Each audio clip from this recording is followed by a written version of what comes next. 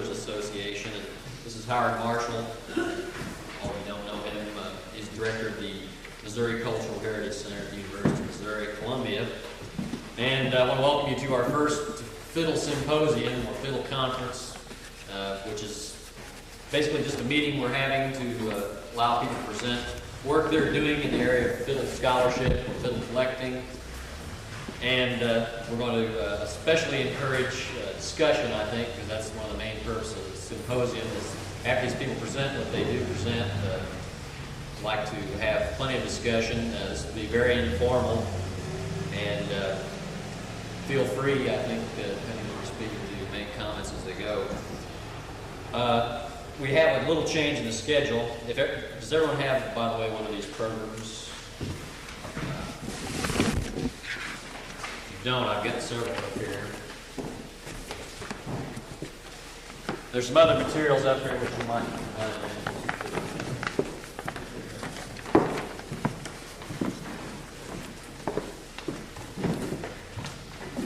These times aren't too hard and fast, as you might guess already. But we have a little change in the schedule, and that is at lunch, we were planning to have Taylor McCann play some music for us over in the fest hall. He wasn't feeling well this morning, so he went back home. I don't think he'll be back this weekend. So I'm planning that you will listen to me play during lunch.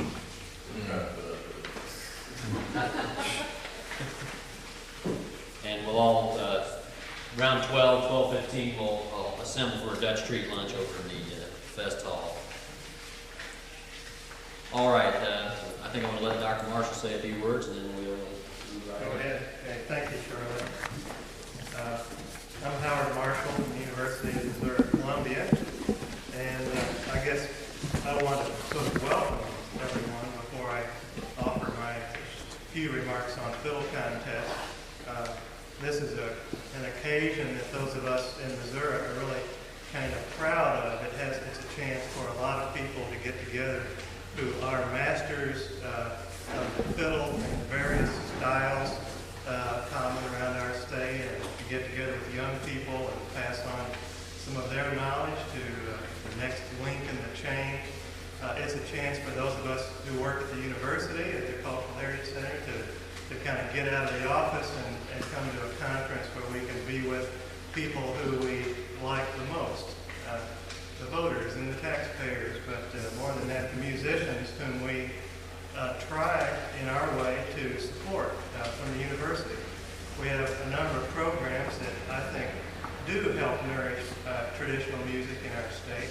The apprenticeship program, which I think probably all of you know about, which is funded by the National Endowment for the Arts and the Missouri Arts Council, that we administer from our location at Columbia.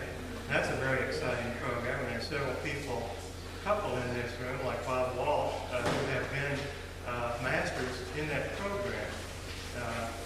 And that's a part of the fiddle camp concept is terribly important to us, because it's our view that one learns to do things like play the violin in a traditional way.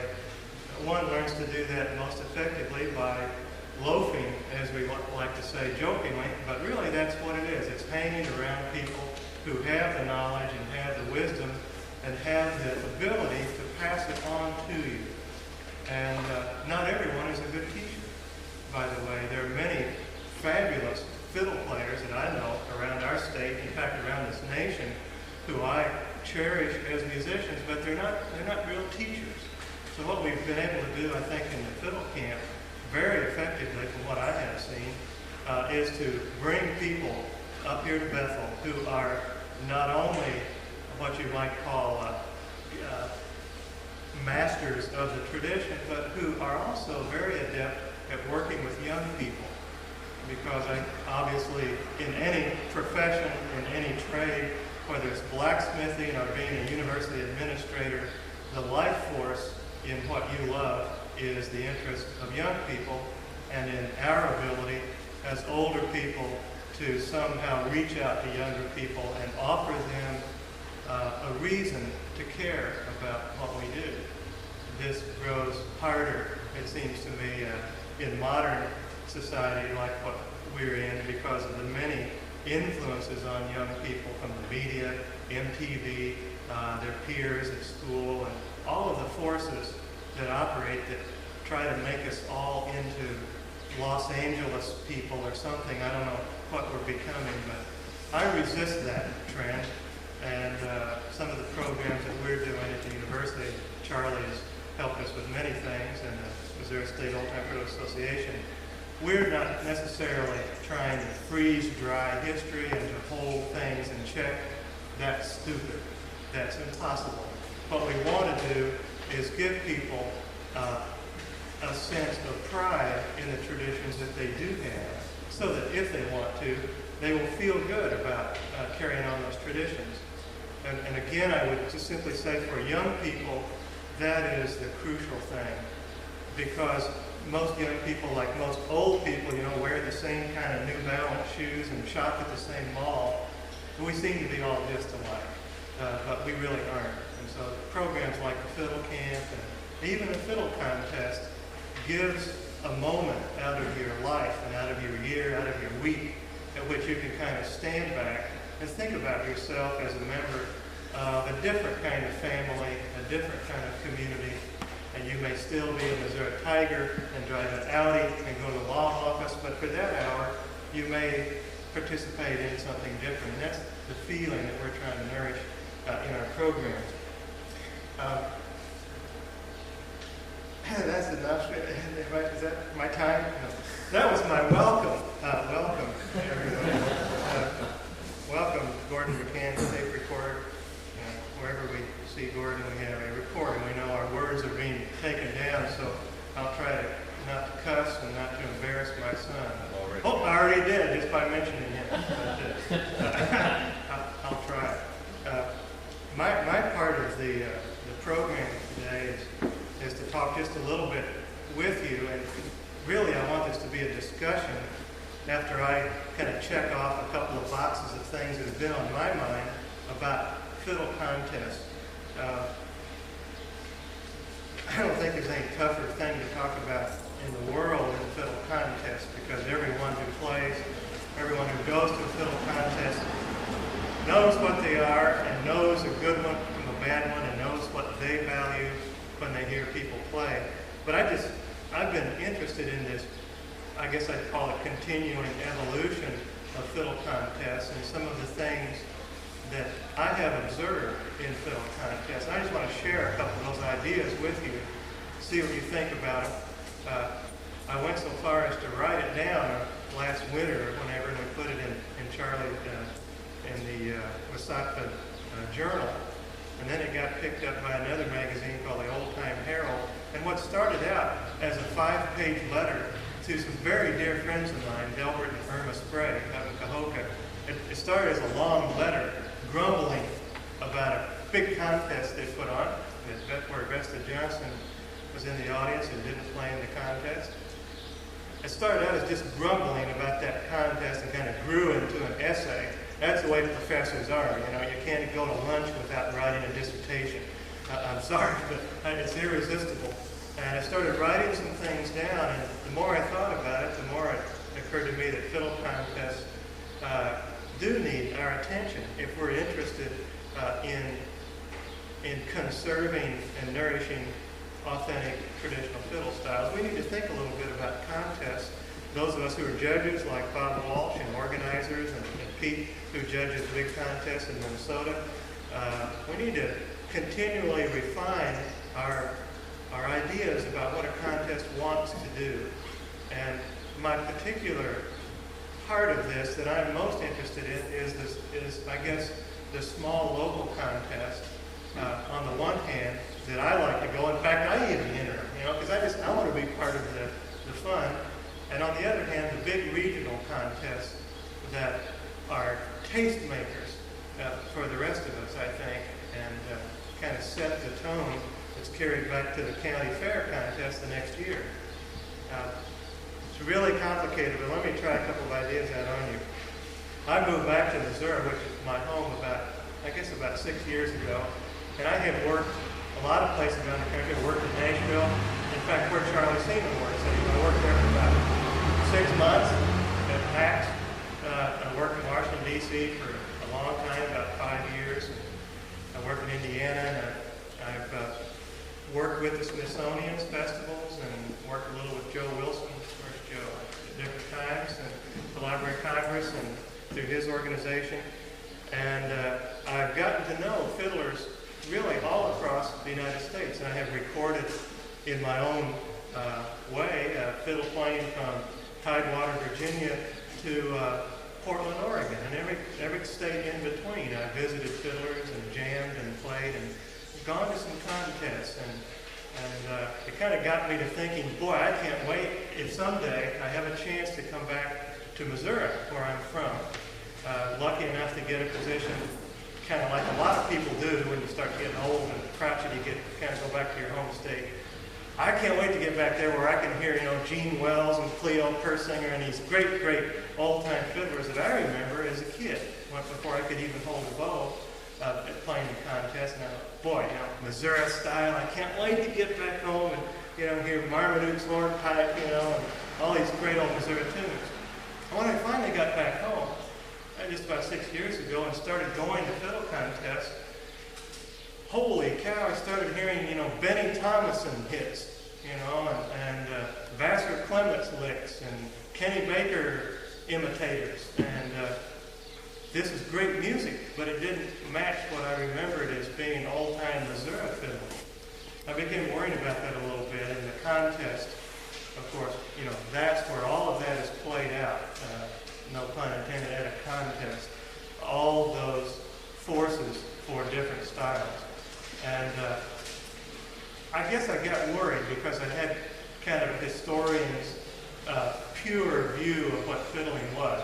Both of my grandfathers played the fiddle, and my Uncle Ord played in the 1929 contest in Jeff City and all that. So I grew up in a fiddling tradition, and I had a kind of picture on the wall. This is fiddling. It's kind of like Ollie Ziegler's pictures. Here's a team of horses and a wagon. I had it frozen in my mind. And when I got back into fiddling, when I came back to Missouri, it forced me to rethink some ideas about contests.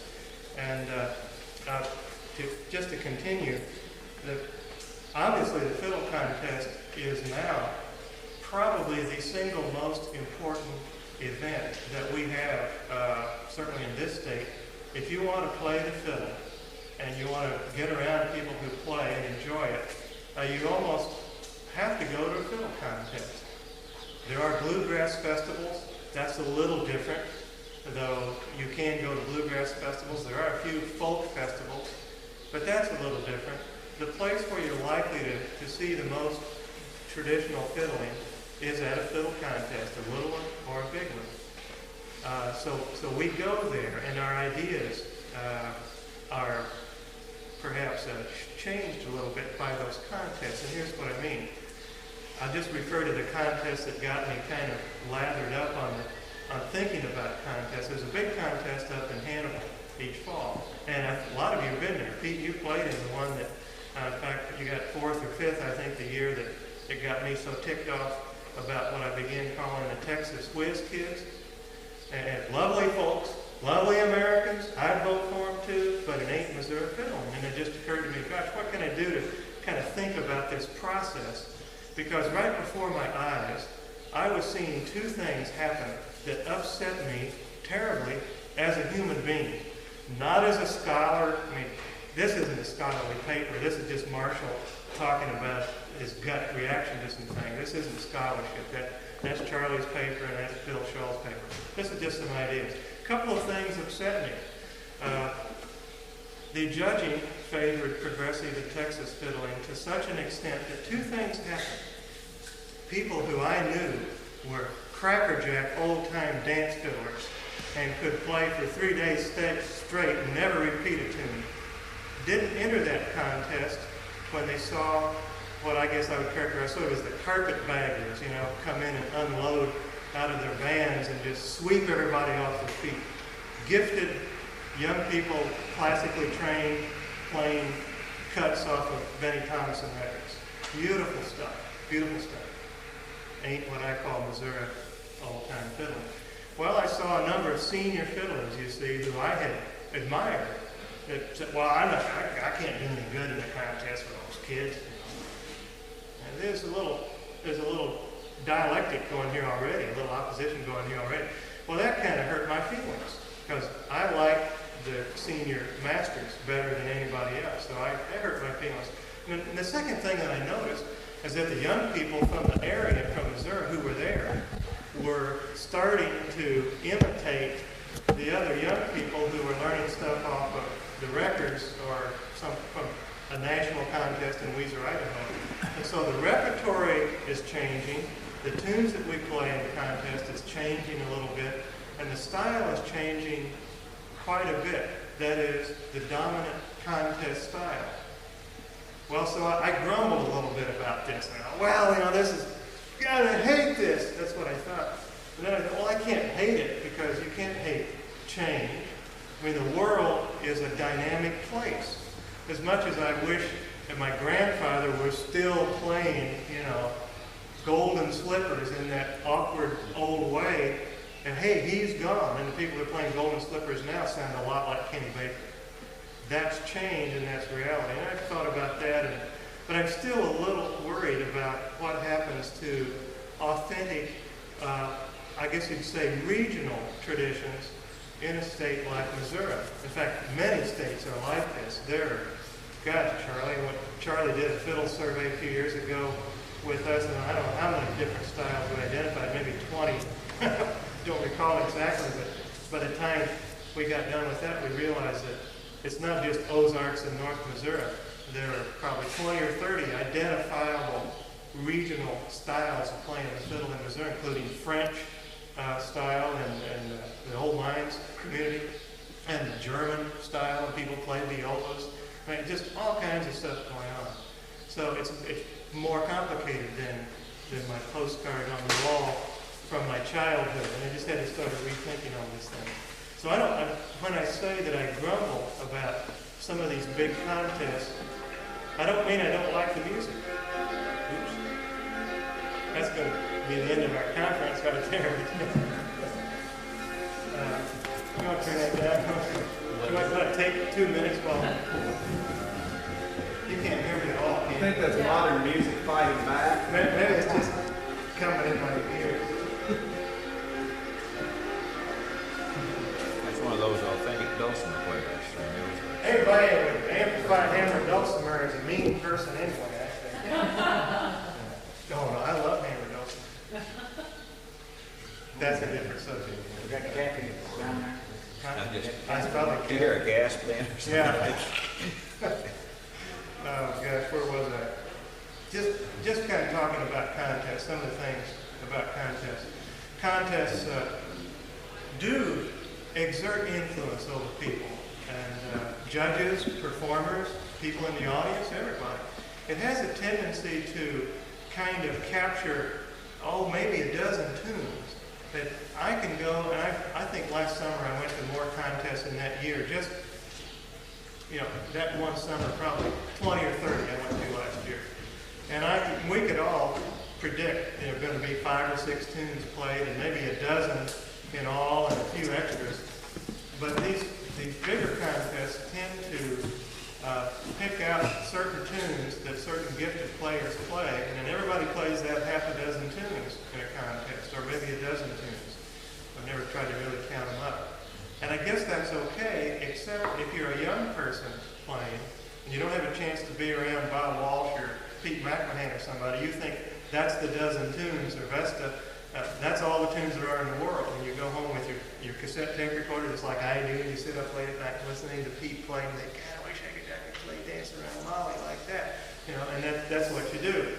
Yeah, but there are 500 other tunes in addition to Dance Around Molly.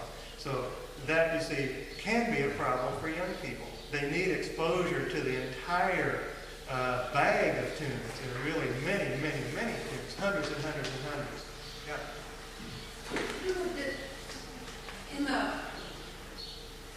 years back, though, when the fiddle contest was going on, did that not happen? Did the same thing, yeah. I would say that. I think Yeah. the contest was this year. Yeah.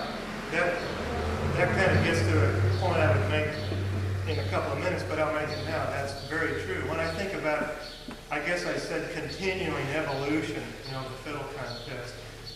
It's always changed. When I think about the old timers, who played, let's say, in the teens and 20s contests, they too tended to play a lot of the same tunes. But before cassette recorders, before TV, before radio, I guess even, those same tunes tended to really be the favorite tunes in Randolph County or Stone County. Whereas today they might be the favorite tunes in Galax, Virginia, or Weezer, Idaho.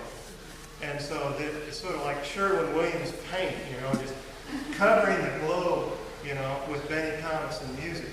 And actually, I like Benny Thompson music. I'm not saying I don't. And I judged the fiddle contest with Benny once. And this is another thing that got me hopped up about the contest. In San Francisco, just an anecdote very briefly, it was a National Park Service sponsored contest at the Gateway, what's that museum called, Joe? Fort Mason. Fort Mason, yeah. And I guess it was 1980 or 82 or something like that. And the judges, I don't know how I got picked to be a judge. This is bizarre, but they wanted somebody to represent the Midwest, and don't ask me.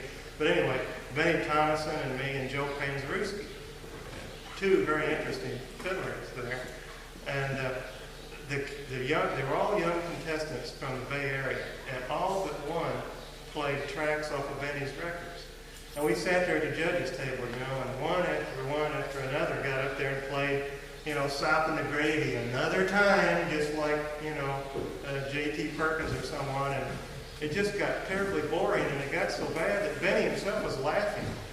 And he called, well, there's another Benny Thompson imitator, in kind of a nice way. But it got so bad that finally a guy just stepped up out of the audience to enter the contest who wasn't signed up, and what the heck, let the guy play, looked like an interesting character. He got up there and played, and just played some standard, just basic, real, solid, old-fashioned tunes perfectly, and we gave him all the money. And it turned out later that he was an Irish immigrant who was playing in a bar across the road and heard about the fiddling and just walked over on his break. We were so, Benny Thompson was himself, you see, trying to think through and being concerned about the fact that all these kids in the Bay Area, what in the heck are they doing playing all my records? I mean, get out there. What's the Bay Area tradition? There are traditions in the Bay Area, old-time fiddling traditions. Maybe they're Merry Pranks or Hoedowns or something. There are other traditions. Well, all these things have my traveling around the country and being a part of some big contests and being a judge at the Smithsonian once, and I swear I'll never do that again as long as I live. I judged with Tracy Schwartz once, and we decided that here's how we would decide who could enter the contest. This is going to be nothing but anecdotes from here on out, but we would, and you, Joe, you guys, DC probably remember when they did this, you'd have the people come up to the snow fence, by the registration table and have them play a sample of a tune. And we judges would stand there, like this, and if it passed our muster, we'd let them enter the contest. That sounds like a ridiculous thing, but at that point we felt it was, I'm not sure how successful we were, but we thought it was terribly important to screen out 6-year-old Suzuki students. Now, a lot of people think that's nuts. They should be encouraged, and I'm kind of coming around to that. But there again, a 6-year-old Suzuki student can play Soldier's Joy or something a whole lot better than a whole lot of, people who are traditional old-time fiddlers from the Shenandoah Valley. And we didn't want anybody's feelings to get hurt and arguments to break out. So that's how we screened them, and I don't know whether that was a good idea or not. We tried that for a couple of years. Just to comment on your comment, we can, after all, define technically through structural reductive analysis ways. The Linda Bernal dissertation, for instance, on fiddle tunes out of Princeton, that was redone by the JEP. Yeah. Now we can take that kind of Chomsky analysis and define and say this is the way that these tunes are going to be played under these circumstances. Everybody's going to play one of these tunes Everybody's not gonna play one of these things, but it's gonna be bloody dull. Now, I mean, I'm coming at this as a traditionally trained musician, and I can say, as you know, what you know from your own expertise, we can say, all right, now, we'll learn the tunes. We can also specify the methodology by which they have learned it. That's simple enough to do. You can say to them, all right, you write 8 bars of it, or you don't get in the contest. Now, if they can't write the music, they don't get it. Or you can say, you tell us, you specify how you learned it. But this will do things to the tradition that I'm not sure what would happen. Sure. We can specify, can we not, I'm not a fiddler, but we can specify bow style. And we can say number of bow strokes in a phrase. Yeah, we can specify this really quite accurately. And we can thereby keep some of these things that none of us likes to go to. And I did my doctorate in the Bay Area, so yes, there is interesting folklore going on in the Bay Area. I don't know, maybe this is the end of your paper that I'm getting to, but what happens? Well, come on up here then. No, okay, but what happens when we do this? Because I can define for you, I can do you a structural analysis of these things. Oh, sure, and, you know. And I'll bore the socks off of everybody, Yeah. including myself.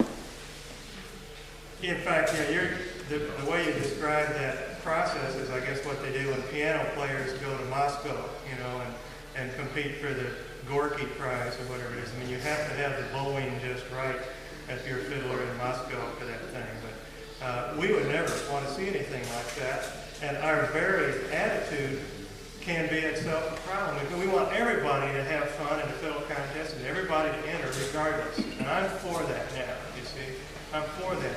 But I can't help that little part of me that kind of feels very unhappy if a classically trained quiz kid from some other place enters a county fair in Howard County, Missouri, and skunks my pals. I think that my pals ought to win, I guess. But You know what I mean. that's a problem. Like one of my favorite students is named Mike Yushiki. He's knee-high. He can fiddle the socks off of anybody. He is a classically trained fiddler from Chicago. When he goes home, he straps his fiddle to one side of his Kawasaki, and he straps his bass guitar to the other, and he takes off. Now, this cat is good. And if it's a contest, it's important for Mike. It does important things in integrating him into the community. And let's get real here. There's not much more white place you can go to other than a Ku Klux Klan rally than a folklore society meeting in most of the United States. Mike wants to be a part of this country. Now, Mike is totally classically trained, and he will he'll just quit anything coming down the pipe. Great. Okay, but how uncomfortable are you going to welcome Mike? Are you going to welcome I Mike? think it's fantastic. I think it's fantastic. It'll still kind of hurt my feelings, but that's hey, but so what, man? I'm human just like you, or just like this genius. Okay. But your feelings are valid too. How do we create an anew in which all of this is valid? Because I submit to you that the questions you're raising are very important.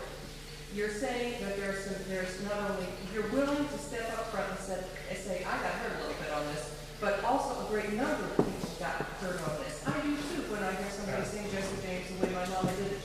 And one time, okay, now, how do we create a circumstance where that can happen? Great. It's kind of like Paul Harvey, page 2. I think you're going to have, if you're saying, how do you make, it sounds like what you're saying, how do you make everything valid in every context? That's not possible. Why? Well, then it's valid for me to go play my fiddle at the Newport Jazz Festival and play Soldier's Joy. Is that right? Yeah, Mike plays with the 1 o'clock jazz ensemble. But he doesn't play Soldier's Joy. Oh, Well, okay.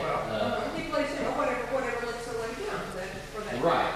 So why shouldn't he, at the county fair in Boone County, be forced to play whatever licks are laid down at the Boone County Fair? Okay, have you, however, defined the licks that are laid down for the Boone County Fair? Yes, the people who are part of that culture and part of that community know what those licks are. So we're now talking about we're incorporating a larger portion of society, and we're going to have to specify the rules much more explicitly, are we not? No, I don't think that's even necessary because I don't think most of the participants would have any use for those specifications. You know, Okay, I'm might familiar be. with Linda Berman Hall dissertation, and Okay. anyone who's, almost anyone who's not, if you're not in music college, you never understand. I'm not sure what you are a musicologist. Right. Depends on how strong you are on machine learning Right. analysis. So, I I mean, if I could have all that written down, and I could hand it out as part of the rules for contest, and then make all the fiddlers ready to sign an affidavit that they would comply with this, this analysis. Well, you can take it a step further and take it through this latest, the guys, the ones at, University of Michigan, they really have taken it now to the point that you can even be much more specific about it than Bergen Hall's, because she was just doing classical machine learning analysis. Yeah. But what value is it to the practitioners of the art? Well, I'm not She's sure. got her PhD, Yeah, but it also, it was a very chancy thing for her to do that as a Princeton dissertation after all. Now, another thing, does it make, therefore, Boone County Fiddle Contest open, more open to people, less open? Will it widen out the availability of traditional practice, or will it narrow it down? I think it needs to narrow it actually, because we need to narrowly defend or define what we're going to do. Otherwise, everything becomes just like everything else. And one of my biggest surprises at a contest I went to a couple.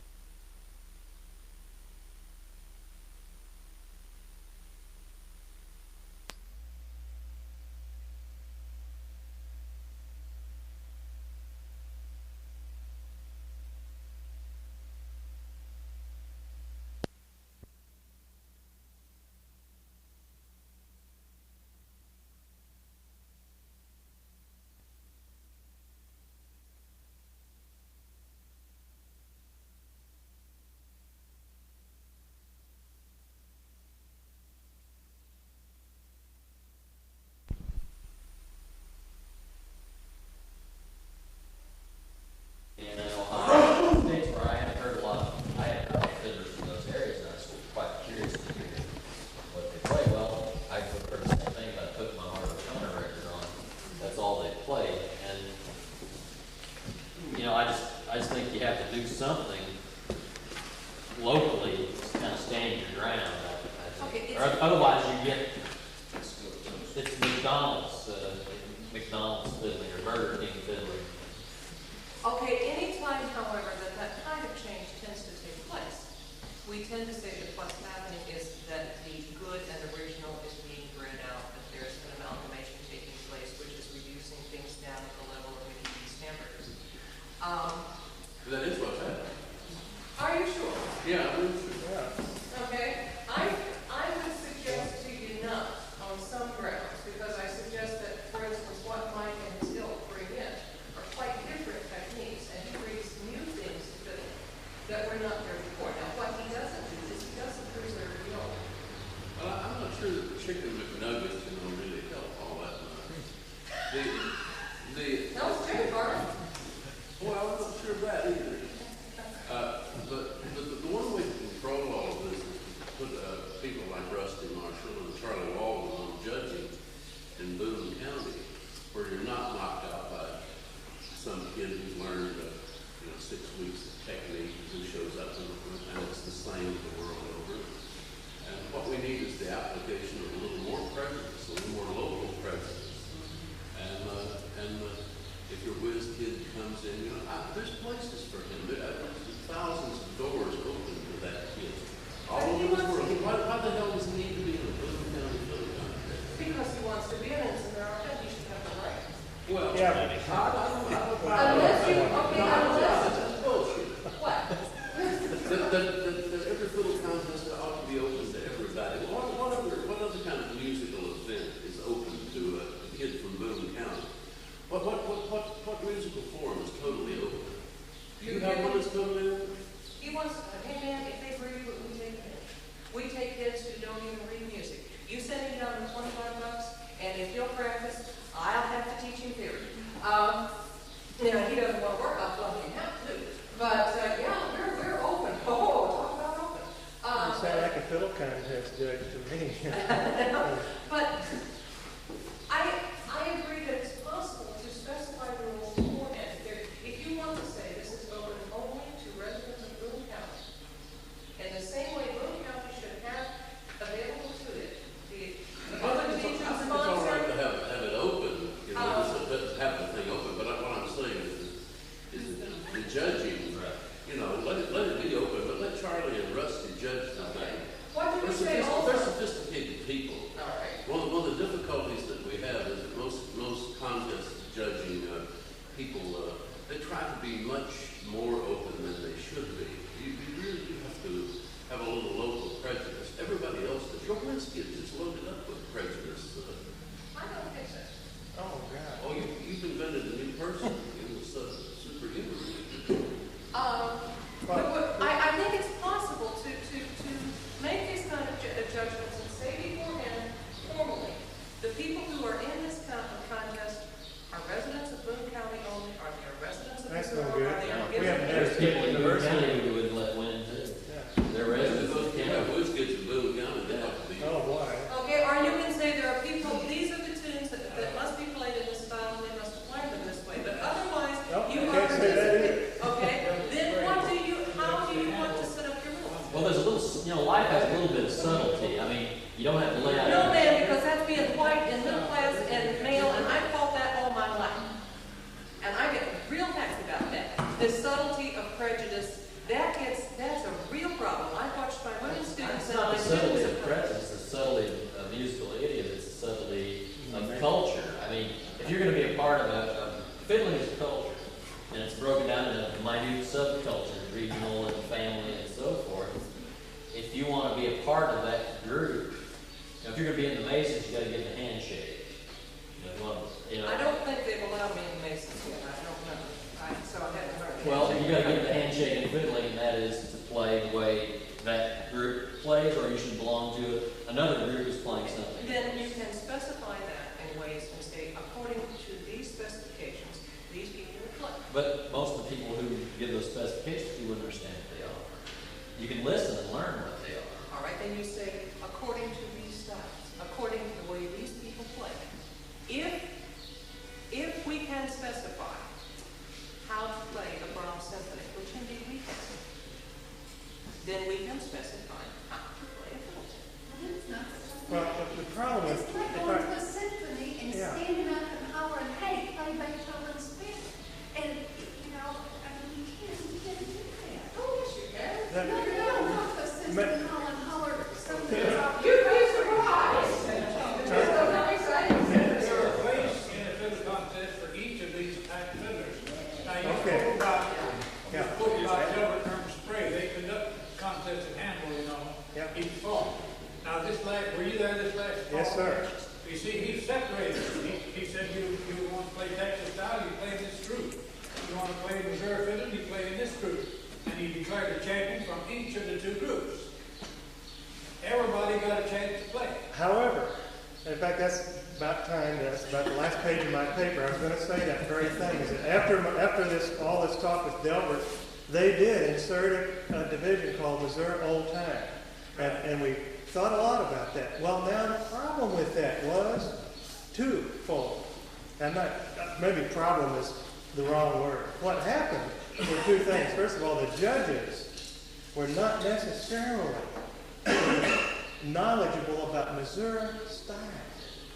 Number two, what was number two, John? I don't know. But anyway, there were several things about that didn't quite work out. Okay, the second thing is that you got to decide what you were going to do and what division you would sign up. So we saw some very slick, gifted fiddlers get into Missouri Old Time when they looked around and saw who was in that division. And so Created a little friction, didn't it? created a little friction. But it's a step in the right direction because it says in a major regional, several state contests that we are going to think as judges now about Missouri Old Time because it's a Missouri contest funded by the taxpayers of Missouri. Thank you very much. And that's why it has to pay attention to Missouri tradition. The Missouri Arts Council paid for that, a lot of that contest. So it's our duty, I think, to nourish our state's traditions. I think everybody should play. The remarks about prejudice, we can't really go with that, but that's a subject for a whole symposium, days and days, because I have often talked with classical musicians, and it has often occurred to me that it goes in a very quick spiral the other way.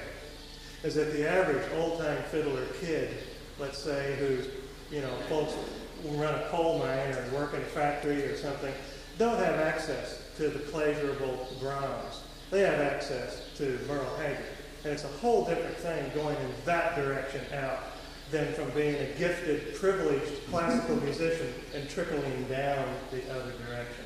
And boy, you talk about prejudice. It goes both ways, and it's just as bad on both ends of that. And my own family, I've seen that time after time after time. It's hurt my own family, that collision back and forth of classical values versus grandparents' values. Bill Shaw. One response is that the divisions aren't inflexible. I'm sure we've got a fellow here, Kelly Jones, who's extremely gifted musician.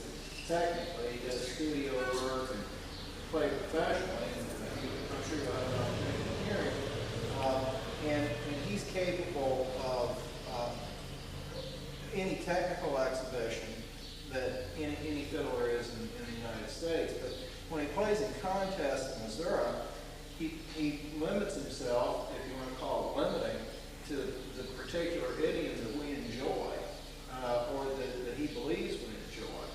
And he can do that. He enjoys that music himself, and he competes successfully in the contest. It just means that for the moment of that performance, he has to play within the idiom. Now, as far as your friend Mike, he came down here and enjoyed our music and played in that idiom, and he played it well. I voted first, and I think anybody here would. It's not a matter of prejudice against him as an individual or against his technical talents. It's just whether or not he's willing to play within some circumscribed limit at a particular time. And then if he wants to go out and jam later in the parking lot and really cut up some, I'd be glad to listen to that too. The second thing is that one reason, outside of being culturally bound to a particular type of music, one reason that you want to limit the judging in a contest to one idiom is that otherwise it makes it really tough to judge. They found that in the Northwest. Pete, don't they usually divide those contests between Canadian and non-Canadian, or do they have divisions like that in some of those contests? No, most of them are just mixed. They mix. Does it make it tough to judge that when they're playing different styles? Yes, it does. Sure does. Yeah. I think it makes you're really sort of an apple and oranges type comparison, and you feel like you have to treat either side very fairly because you can't. There's no standard. So. Agreed, and your point is well taken that we need to be able to specify certain styles, and I think that's what you're getting to. I just want to make sure that we don't exclude, we're going to have coming along, for instance, a whole bunch of hot Cambodian fiddlers. Sure. I don't want to exclude them. You don't want to exclude I don't them. either, We don't want to create a process through which they will be excluded. I couldn't agree more. And that's why it's so complicated when you talk about a fiddle contest, because that's the arena where this sort of battle takes place and where taste for the further generation is formed and where attitudes are determined. I just want to say a couple more things, and then my time has run over, and then we can have a few minutes to discuss and then go to the next one. Now, there is what I think is a pretty neat little brochure that is absolutely free that Charlie authored. I think, Bill, didn't you help with this? Or Spencer? It was just Charlie to blame. But it's called a Brief Guide to Fiddling Contest, Missouri style. But it really could be used in any part of the country as a kind of a neat thing. And we can get these reprinted. We probably ought to, Charlie. Yeah, we get some budget, get these reprinted and start maybe revise it slightly. But we have made an attempt to answer your very good points, to try to kind of say a little bit of something about the background for traditional contests and a little bit of how the judging is done. So I want to mention that. And just to mention the contest that Pete judges up in Duluth, Minnesota, I haven't been to it, but from knowing the people who put it on and knowing Pete, I think if you're looking for a northern contest to go to look at a good one that is, what I can tell, run very well. It's this Lake Superior contest. And also, as it happens this weekend, the contest here, I've watched for a few years, and I think it's run very, very well. And that could, those of you who are from other places, take a close look at how that is judged. Because there's something in the judging that has to be said. The judges only judge based on their instructions. Ever been to a baseball game? The umpires get out there, the managers, they say, now guys, this is the way the ball game's going to be. Or a referee and boxers. Boxers know the rules, but the referee gets out there and says, now remember, no low blows, no kidney punches. They go through this ritual.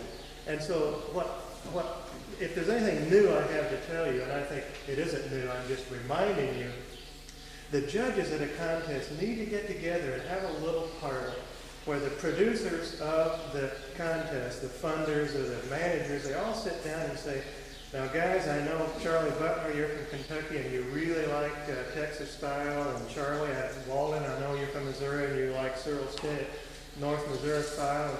But now in this contest, it's a national contest and we can't be prejudiced towards the regional style, et cetera, et cetera. If that kind of instruction, like in a baseball game, before the first inning, so that the judges would kind of be thinking as a team and thinking of the goals of the contest rather than remembering, oh yeah, I know that guy, 90, which is what happens in a lot of contests. I know because I've done it myself stupidly as a judge. Don't worry, I'll never judge again. It's suicide. But don't even ask. But you can't help but doing that. But if you could have that sort of pre-game discussion with the judges and the promoters, the Lions Club or whoever's putting up the money, those people have to agree on what the values are, what we're judging for. Because they totally leave it up to individual judges who have different ideas. It sometimes can be a real disaster. But that's the one thing I would urge you to think about is some kind of little discussion where everybody could say, we're going to go by the rules of the Lake Superior Old Time Fiddlers Association. It's spelled out in the brochure you got in your registration kit when you put your $5 down and bought your hat. Or it's in Charlie Walden's thing. This is going to be our Bible today for this contest. And whether it is right or wrong, it would at least have the function of getting all the judges kind of thinking together about whether they're going to treasure, and I've seen this on score sheets, showmanship. Holy cow. That's the kind of stuff that hurts my feelings, because I can get up and dance around, put on a dunce cap, and play Arkansas Traveler Work Stupid, win $50. That ain't fiddling. Or whether we're going to value what I think we ought to value, danceability. The rhythm, timing, danceability. These things need to be agreed on by the judges. Otherwise, one judge will be judging for showmanship. The cutest 8-year-old gets the money, the best Suzuki student, or whether we're going to value who could play for a square dance for 3 hours. And I'm not saying one is better than the other. I'm saying that we need to agree when we have a contest what our values are when we get into the writing the score sheet. So that's, I had a lot more to say, but thank goodness I didn't have time to say it. But I welcome any comments on this. I'm no expert on contests at all. I've been in a few and I've judged a few and I worry about it. And I appreciate, your help as I keep thinking about this. Jeff? I think one of the things that maybe you're implying here that perhaps needs to be brought out a little more is that the whisk kit, in being very highly trained at the contest style and the contest experience, is really very narrowly trained and by no stretch of the imagination could be called a good musician. You get beyond the 5 or 6 tunes that person has played for 10 million hours, and there's really very little that's there.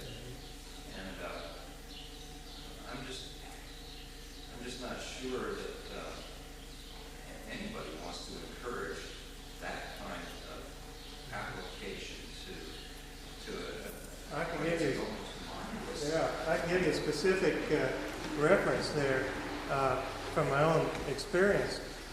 I have been troubled by what I jokingly call the Texas whiz kids, just trouble. And at this Hannibal contest, there was usually quite a bunch of them there. And they characteristically sweep into the room. They're very charming. They're even beautiful young people. And they just knock everybody out. They play their tunes. They put their violins away. Then they go have, I guess, Diet Coke or something. In the meantime, or maybe they have Jack Daniels. Let's hope and pray they do. But whatever they do, they leave the rest of us thinking, wow, what was that just went through here? Now, at the festival the contest about a year ago, there was a young girl there, redheaded young girl who was at her first big contest, walking around playing kind of some Kenny Baker licks, and her mother was tagging around with her. That girl's here today at the fiddle camp, Gail Ludisel. And she knew that, she could master the classical lessons, and buy all the books at the hippie music store and everything else and think she was a fiddler, but something in that kid's mind said, it isn't quite so. And that separated her, I think, in a very nice way from the rest of the whiz kids. And she took the trouble to get to know Delbert Spray, and he took her, and Jim Lindsay took her under his wing, and she went around that whole rest of that weekend just listening to people like Gene Goforth, which is an experience that can sort of change your ideas about what's beauty in music, and listening to these people who are really masters. And then her mother started writing us letters. Where can I take Gail to get her some lessons? And they were planning to drive, 8 hours to Glenn Duncan's house, and where is that, Southern Illinois or something? Who's a marvelous bluegrass fiddler who played with Baker for a while. Isn't that Glenn Duncan? I think that's his name. Marvelous bluegrass fiddler. Well, from Chicago, to some ungodly drive. And I said, well, isn't there anybody right out of Chicago who plays the fiddle? Oh, well, maybe there is, yeah. Well, in any case, they really tried to find people that they could get into playing with, and they found this fiddle camp. And I don't know if anybody's interested in these little examples, but there's an example where the fiddle camp it's an idea whose time has come, I think, because there are young people like Gail who know instinctively the difference between copying Mark O'Connor records and playing with Delbert Spray, or Pete McMahon. They know the difference. And we need to find more ways for those kids to have exposure to the other stuff. There are some kids who don't know the difference because it's never occurred to them. And if they go to a fiddle contest and never see the Delbert Spray, that kind of fiddler, or the community or the tradition that it represents, they'll never know. All they'll think it is listening from a record. But in some ways, it seems to me one of the issues that's being raised has to do with a person's orientation towards living. Whether you think you can sit in a room and listen to a record and practice and be by yourself and not with other people and do it by yourself, individually, or whether you believe in people passing on traditions face to face and community values and community lives. And in our society, as it increasingly fragments and generations live further and further apart, and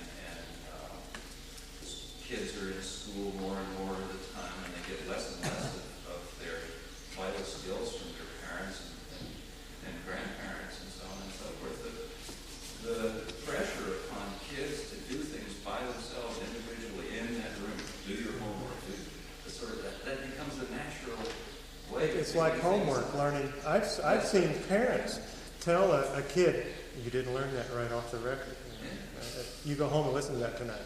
And there are 10 fiddlers around Plainville in the low ground, but it's not precisely the way it was on the record. In a way, this is a social thing that really transcends merely fiddling. You bet. Gloria, you've been wanting to get into this. Yeah, I've got so many things to say. I'll try not to say them all, but what I wanted to say in the heat of our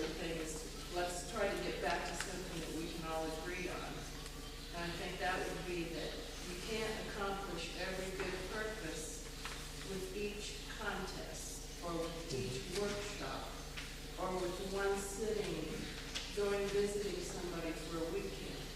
But somehow we need to make these other ways of learning more visible, more so that we don't just think of contests. If you think of like what happened to bluegrass with Chuck Stearman started Stigma, there became a standardization, and there's a danger in that. There's a value in the Missouri Old Time Fiddlers Association, but there's also dangers involved in creating statewide or regional organizations with their own rules and prejudices. And what you're saying is that we need to keep very mindful of what our purposes are and what our tendencies are going to become after we form something like that. And just keep aware of what's going on with us. Like in Kansas, we have like 8 chapters of Kansas Old Time Fiddlers and Pickers. They're very inconsistent within themselves. They want to preserve the old time way. So they have rules that say that they penalize for bluegrass licks in the fiddle contest. And yet in the banjo contest, right, Charlie? The bluegrass and the banjo players are the ones doing it. So it's fine for them to do what they do, but it would be nicer if they were aware of what they were doing. Yeah. You know what I mean? Yeah. And just one more thing with the Kansas State contest, which I've been associated with since '76, which started out as a county contest, which I really liked as a county contest better. Because there aren't as many players in Kansas, our purpose is very different. My purpose would be to encourage a lot of fiddlers to come out, not concentrate and make a big deal about who wins, but encourage a lot of people to get out and play whatever they play. Okay. Thank you. Did you have something else, Joe? And then we're going to line this up. There's a rule that we used to have for fiddlers in the contest at Mountain City, Tennessee, which was in the top 5, when the top 5 were announced, the judges took over from then on what was to be played. And they told each fiddler what tune to play. And That's interesting. and if he didn't play it, he lost significant points. If you enter that contest, one of the tunes you might be asked to play is Fortune, which everybody there knows. People away from there tend not to know. But it's a heavy application of strong local prejudice, I love it. But it really works real well. I used to be one of those judges. That's a great idea. We might try that sometime. Student got asked to play Fortune.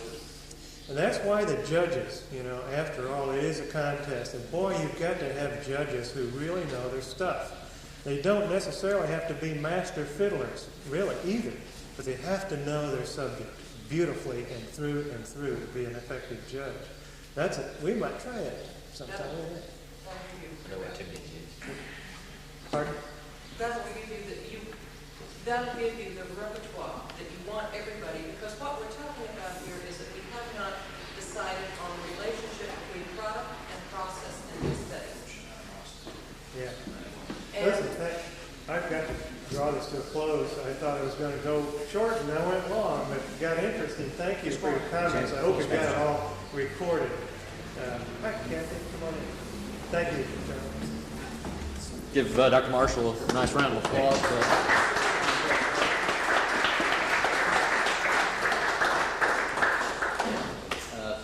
Howard, thank you very much for your remarks, and everyone else for their discussion. I think it might be useful. I want to make sure everyone gets their name on that yellow pad that's around here somewhere. Anybody know where that is? Name and address too, because I'd like to contact everyone afterwards at some point. Might be useful right now if we quickly, since there's so few of us here, and if we're going to fight with one another, I'd like to know who I'm yelling at. We might just go around the room and everyone introduce themselves and maybe say why they're here. I'm Charlie Walden, president of Missouri State Old Time Fiddlers Association, and I'm here helping put on this event. Mr. Charlie? My name's Phil Shaw. I'm born for Missouri. Give one of the talks here. It's not Pete McCann from Harrisburg, Missouri. I'm here to play as an entertainer on the old time fiddler. Gordon McCann, Springfield. Been here with the fiddle school. Yes, guitar player for our fiddle team.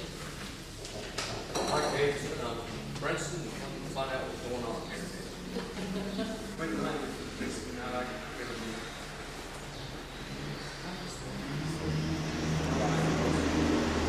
Larry Ayers from about 10 miles north here at Fiddle Weekend. Listen a lot.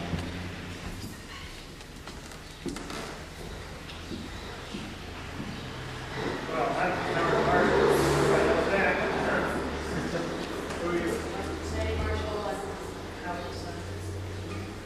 Gloria's from Lawrence, Kansas, originally from Columbus, Indiana, with all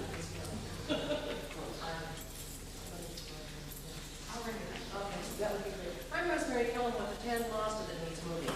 I'm a music theorist from the University of North Texas, getting back into folk music because I'm from Madison County. And I'm all over now. I'm John Stewart.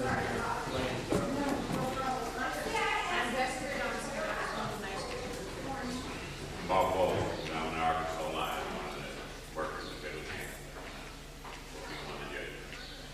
I'm Charlie Stalcup from Hannibal, and judge contests around Missouri and Illinois, and help Alvin Cooley. We promote the Tom Sawyer Days Fiddle Contest, which is July 3rd this year. You selling anything, Charlie? You selling anything else, Charlie? That ad costs $1 later.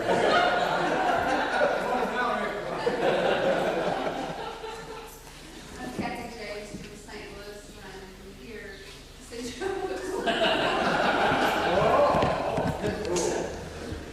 I'm Joe Wilson,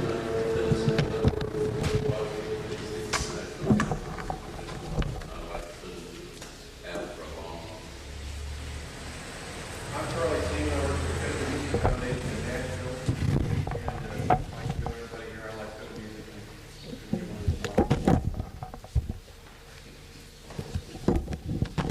I'm Amy Skillman. No.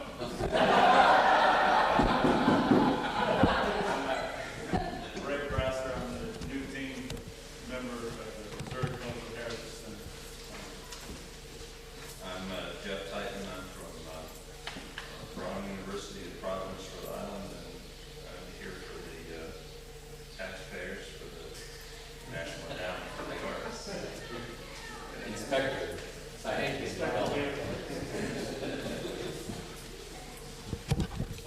Kathy Martin and Dave Carroll, we're here to. Which is which? I'm the one wearing the dress. We're here to play with Taylor and do whatever else we can get away with. Okay. All right, let's go ahead and get started for our afternoon here. On a copy of the program.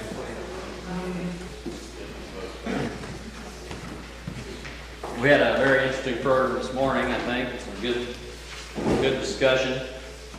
We have essentially 3 more presentations this afternoon.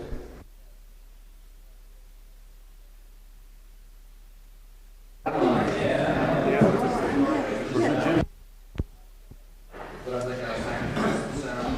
right, let's go ahead and get started for our afternoon here. On a copy of the program.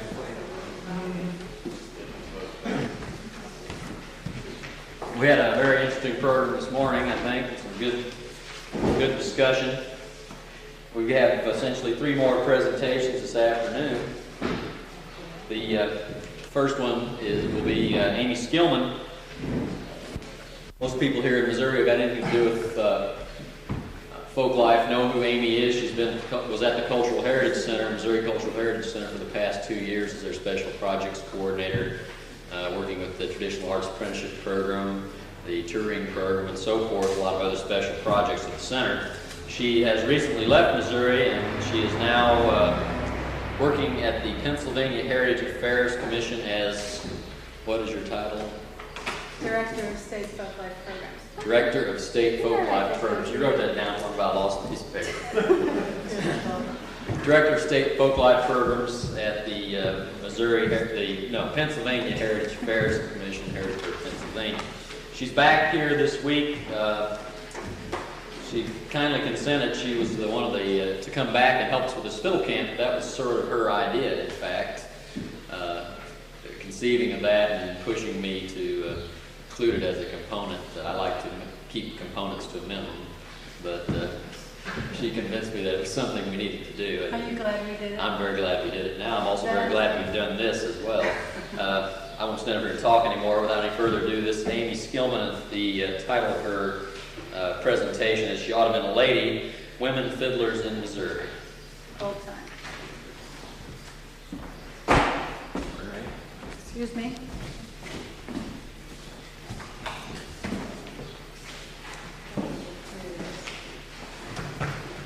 Okay, well, this is definitely a works in progress.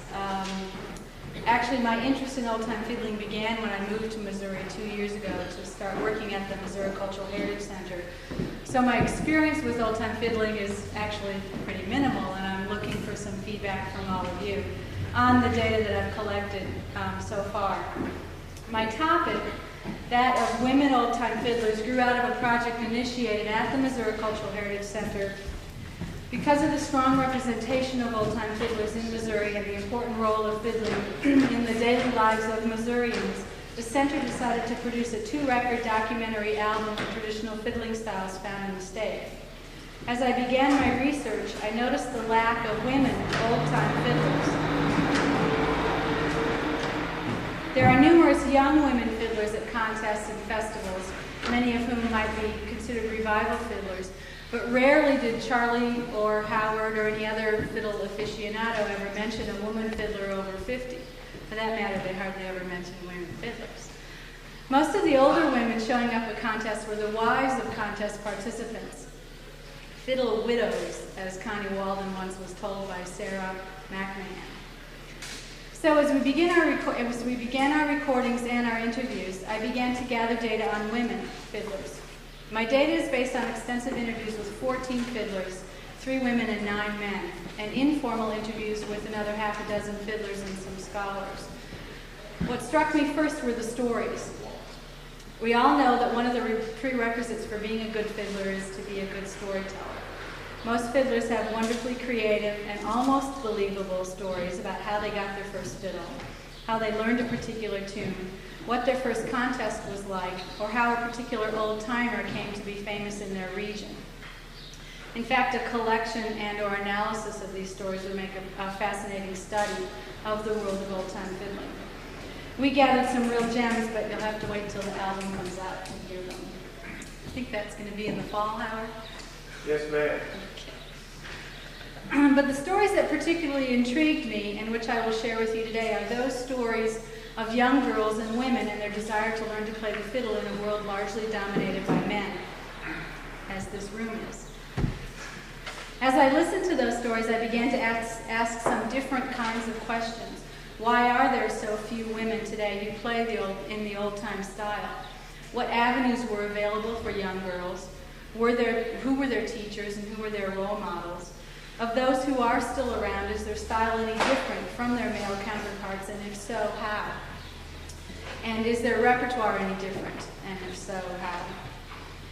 Based on some early discussions, I developed a set of assumptions about women old-time fiddlers and began to take a closer look at the data to see if those questions might become valid hypotheses. Those assumptions include: women were not encouraged to play the violin in an old-time style, nor were they encouraged to enter contests. This lack of encouragement served to protect the realm of old-time fiddling as a man's realm. The most acceptable venue for women who wanted to play the fiddle was the local square dance. Thus, the style that most women play might be considered an older style, which is based on local community aesthetics. The repertoire of these women also might reflect an older and more localized repertoire. I'm not saying that their style is more traditional. The contest has become as much of a tradition as the square dance, but the square dance style might be more regional and community-based than a contest style.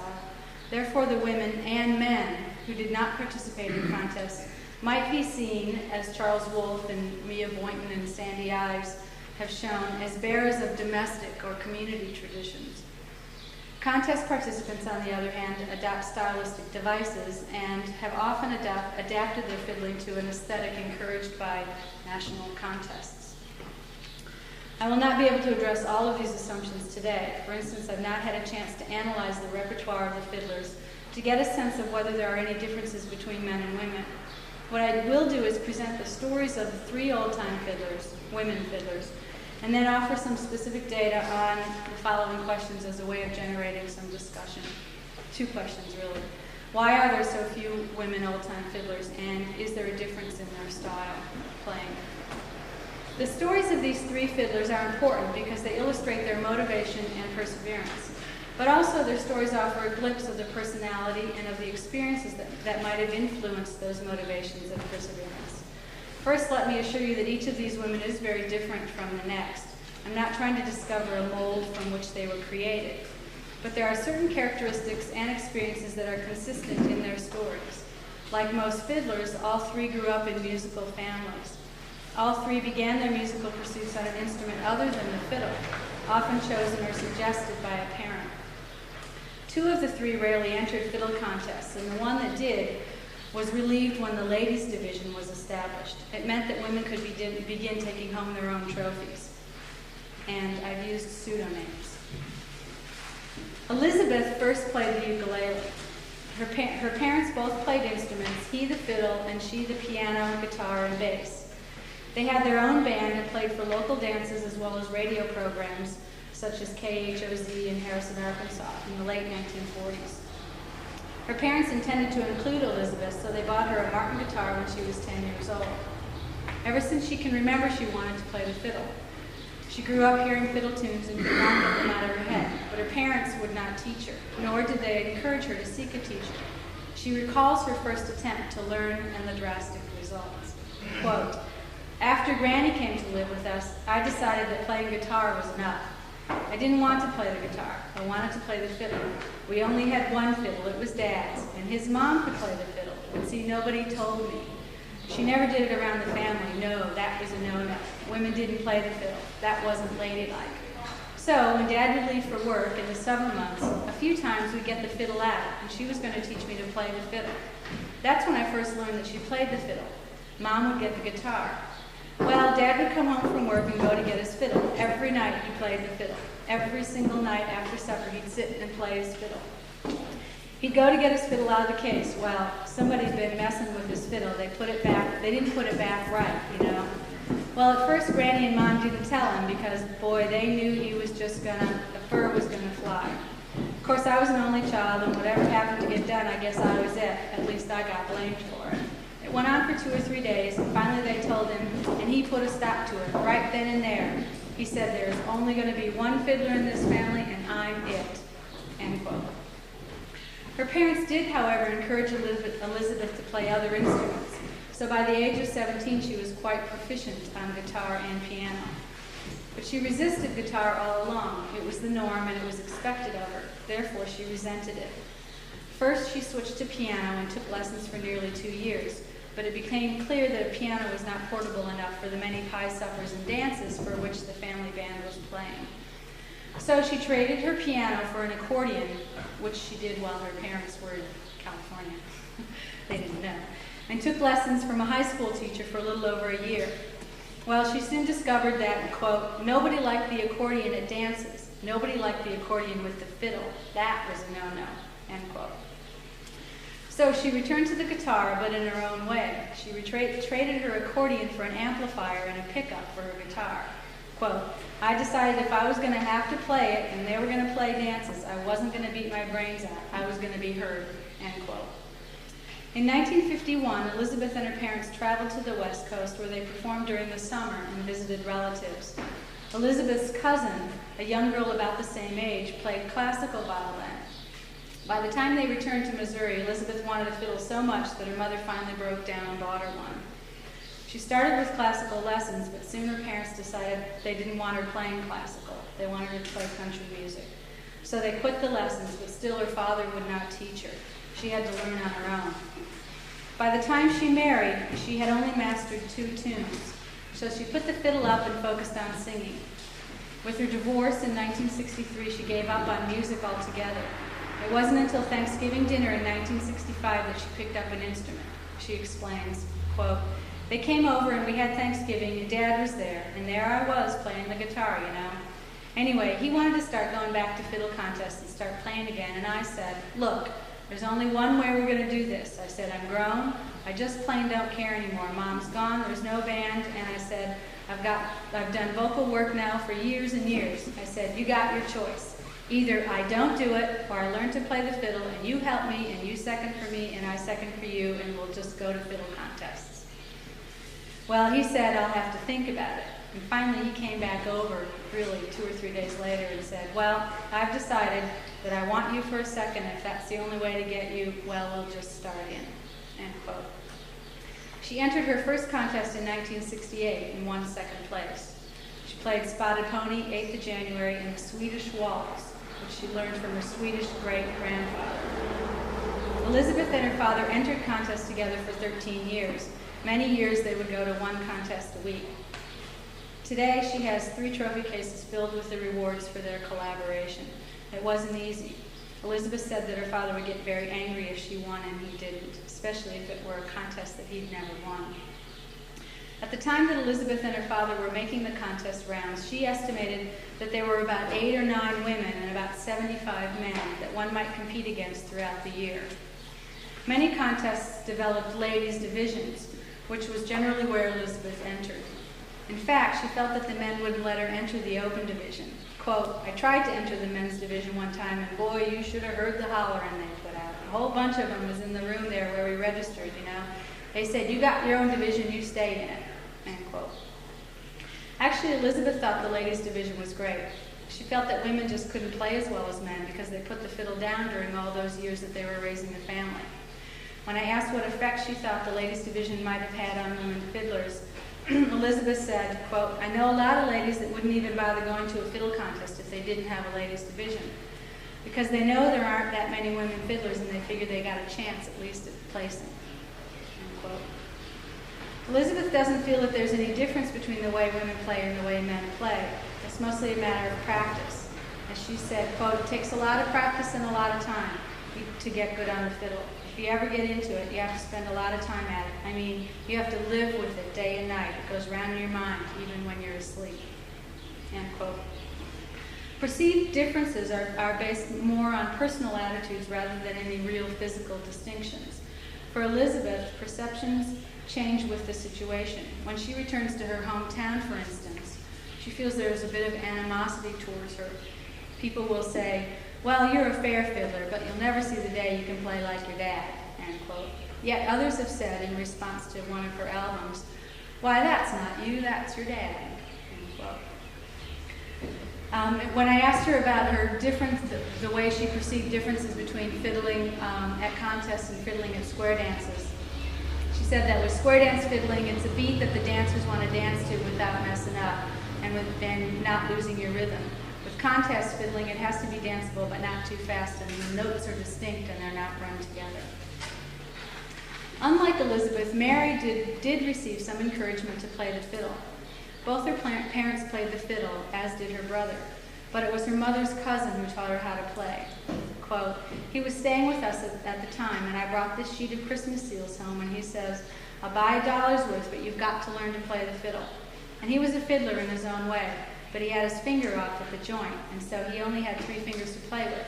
But he sat down with me and taught me my first tune, Golden Slippers. And the thing of it is, you know, I'm a 3-finger fiddler, end quote. Despite this encouragement by her mother's cousin, Mary feels that her father was not as encouraging as he could have been. Quote, it seems like my parents really didn't encourage it. If they had encouraged it, if they had really helped me, they would have seen that I had the fiddle at all times, you know. My dad would have, but he was kind of funny. I think he could have had the instruments there for me, more or less encouraged me, but he didn't. For one thing, women just didn't do things like that. That was the way our system was set up for years. You know, women didn't drive cars, women didn't go out in public very much.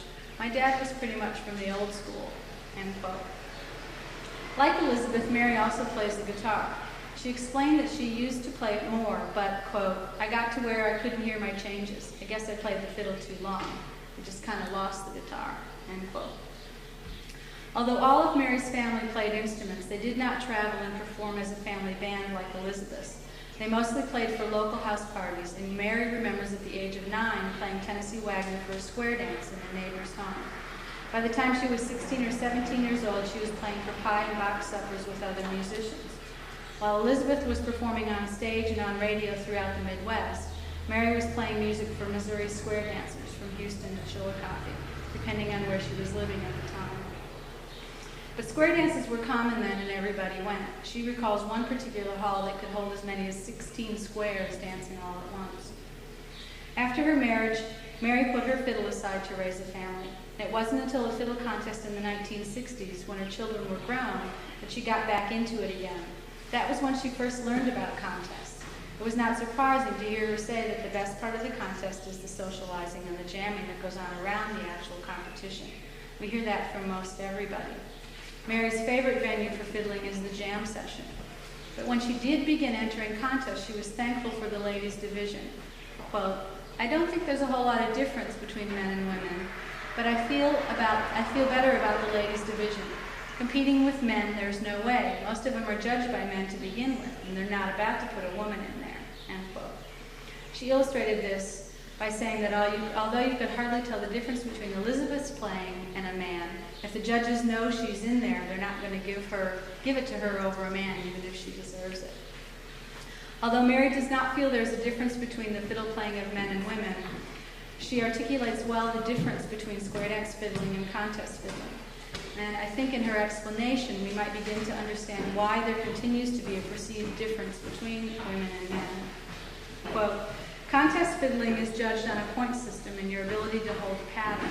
Dance fiddling, all they really care about is timing. A lot of square dance fiddlers can't compete in a contest. They don't play the tune as clean as a contest is judged. Likewise, she adds that a lot of contest fiddlers, quote, don't like to fiddle for square dances. It wears them out too much, end quote. She goes on to explain that while contest fiddling is more precise, the dance fiddler often varies the tune purposefully because it makes it easier if you have to play it for a long time. And perhaps length of time is the key here. Not every fiddler can play the same tune for 15 or 20 minutes. Someone recently said to her, quote, I'm just an old square dance fiddler, and that's all, you know. I'm not really a good fiddler. I told him he was his worst critic because he is a good fiddler, end quote. She told me a story that illustrated that sometimes the dancers can be as harsh a judge as you might find at a contest. By telling me of a group of dancers who just got up on the floor and made their own music with their taps because the fiddler was so terrible. This description of the equal but different skills required for contests and square dances might provide a better understanding of the distinctions between women and men. If women were discouraged from the contest and most often found their venue in the square dance, then their style might be less precise but more varied and enduring. Elizabeth's 13 years of fiddle contest might explain why her style could not be distinguished from a man's. Mary, on the other hand, is clearly a square dance fiddler and could therefore be distinguished from a man, at least a man who's an avid contest goer.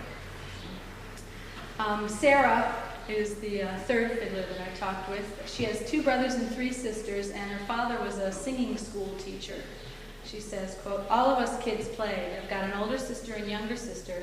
Never did play string instruments, but they always played the organ. And we played that music every night. We either sang every night or played every night, no matter how tired we were. Come on, children, and let's sing, or come on, children, and get your music. Oh, it was great. I always said I wished my children could enjoy a home life like I had, because I really did. I had to work hard, but I really did enjoy my home and my dad and my mom. She took a few singing lessons so she could find, she took shape note singing lessons so she could find a few notes. And when they did finally get their piano, she could pick out some songs and tunes from reading the shape note music, but that was the extent of her reading. Her son and her daughter both play the guitar, as do many of her grandchildren. Her younger brother was the only other fiddler, and they both played mandolins. The others played guitar and organ. The family started with a Sears guitar, then a tater-bug mandolin. But when she got to playing the fiddle, it was her brother that encouraged her. Quote, "Now, sis, you've got to learn to play the fiddle." I don't know why he wanted me to play so bad, but I went to playing it, and it took all of my time, and I just kind of dropped the rest of them. Oh, I can play the guitar a little bit, but not good enough to second or play with anybody. But after I got to playing the violin, well, I just stayed with it. I finally mastered it. But I heard a piece one night at a party, and this man played it, and the name of it was Thoughts of Freedom. And that was the most beautiful piece that I'd ever heard, and that just kept ringing in my ear, you know. And I learned to play that because I thought it was so pretty. That was the first piece I learned to play. After I learned to play it, I could just about play anything I wanted to after I played that one piece. Although she doesn't play for dances anymore, dances used to be her most common venue for playing. Quote, "I could be busy all the time on the weekend playing for dances if I would, but I don't play for dances. I used to when I was younger. Me and another guy used to go to picnics, and we'd play for every one of the dances. He could play the guitar or fiddle, either one, so we would change off. And we'd go down there and play and maybe get a couple of dollars." When I asked about her style, Sarah said, quote, "I can't play in the F and the minors and all of that. I just play the straight main keys. But the boys that I play with now, they can, and I think it's beautiful." End quote. She learned on her own, even though her brother was there to encourage her. But he never taught her any tunes, especially tunes in those minor keys. When she was explaining this to me, she said she didn't know why he never taught her those keys. Her cousin, who was with us at the time, chimed in, quote, "Why, he didn't want you to beat him. That's why he didn't teach you," end quote. As a result, she doesn't feel that she could teach others to play. But her granddaughter wants to learn, so maybe with a little prodding, she will pass along her style and repertoire. I found this modesty to be the case with Mary and Elizabeth as well, and in fact, many fiddlers express modesty about their fiddling. You often hear a fiddler say, "I might be able to get over that tune," or "I'll try to play a little of it." Perhaps there's an unwritten code of behavior among fiddlers that requires one to be a bit humble. We also know there's exceptions to this. But all three women expressed shyness and modesty about their fiddle playing, especially when talking about teaching fiddling to youngsters. Like Elizabeth and Mary, Sarah put her fiddle down for a long while to raise a family. It wasn't until a relative came to live with her that she picked it up again. He remembered her playing and decided to drag her fiddle out from under the bed and get it fixed up.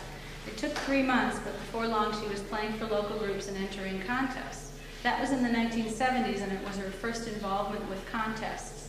She's won a few trophies, but the contests have not been an important venue for her. She explained, quote, "I never did go much, you know. I didn't go because I wouldn't go by myself. And then Lee came down," that's her cousin, "and we just took to going everywhere because we liked the music. Because he liked it and so did I. But I wasn't playing all the time. We just go and listen." It's interesting that she wouldn't go to the contests alone. Certainly a fiddler needs backup musicians to enter a contest, and it's always more fun to go to such events with friends. But we all know that both backup musicians and friends can be found once you arrive. I think part of her hesitation can be attributed to what was considered appropriate behavior for women. Women just didn't go out unescorted. Sarah did go on to explain that once people found out that she did play the fiddle, they encouraged her to enter contests. They usually found out from her most enthusiastic fan, again, Cousin Lee. Even so, she does not feel she has much of a chance in competition with men. She told me of one contest where there was no ladies' division. Quote, "There were 12 of us, and I thought, boy, now I've had it this time, I'll not win." No, there were 12 of us, and she was the only woman. Her cousin explained, however, that after she had played, he overheard someone say, quote, "Listen, boys, anytime a woman gets on stage and plays like that gal just played, you better do the best you've ever done if you want to win here." And this old boy said, "Where the hell's that bottle?" End quote. Sarah added, quote, "But I got second, and I was pretty proud of that because there were 12 of us, 11 men and me.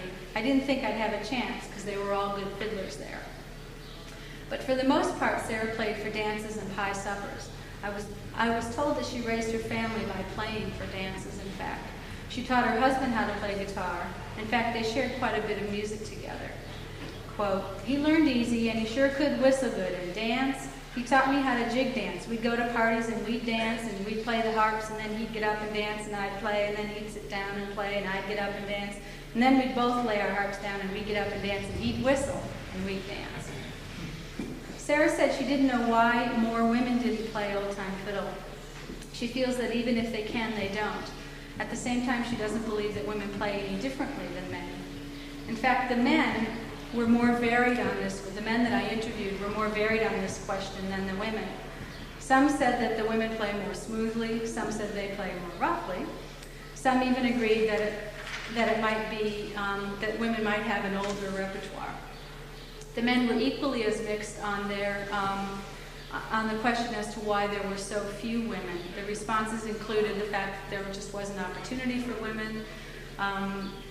A lot of them said that women put the fiddle down to raise a family, but at the same time, most of the men that I interviewed also put the fiddle down during those years to raise a family. A lot of men said that it wasn't well, not a lot, but a couple of the men said that it wasn't ladylike. It just wasn't expected or ladylike of women. It just wasn't done. And one person actually said that he thought there might be a physical difference in terms of muscle structure in a woman's arm. Well, I think all of this needs to be explored, and perhaps the next step is to take a good look at the repertoire. But I think the important issue is the context. And within those varying contexts, whether it's square dance, contest, or jam sessions, there are different aesthetics that operate. They're not better necessarily, just different. Comments, questions?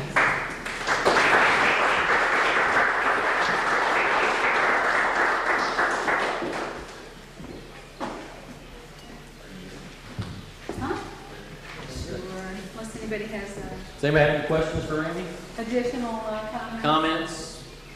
Your own response to something? Yes. I have a question. Do you think there ought to be a ladies' division? Do I think there ought to be a ladies' division? I don't think I'm the one to ask that question to. I think you should ask the women fiddlers. But Pete said he thinks so. Why is that? Absolutely, because your biggest party, the women, they won't play in the open division. Why won't they? Just because they don't think they're good enough to compete with the normal run of contest fiddlers. Yeah, but I think that too. They just shouldn't have a division for me.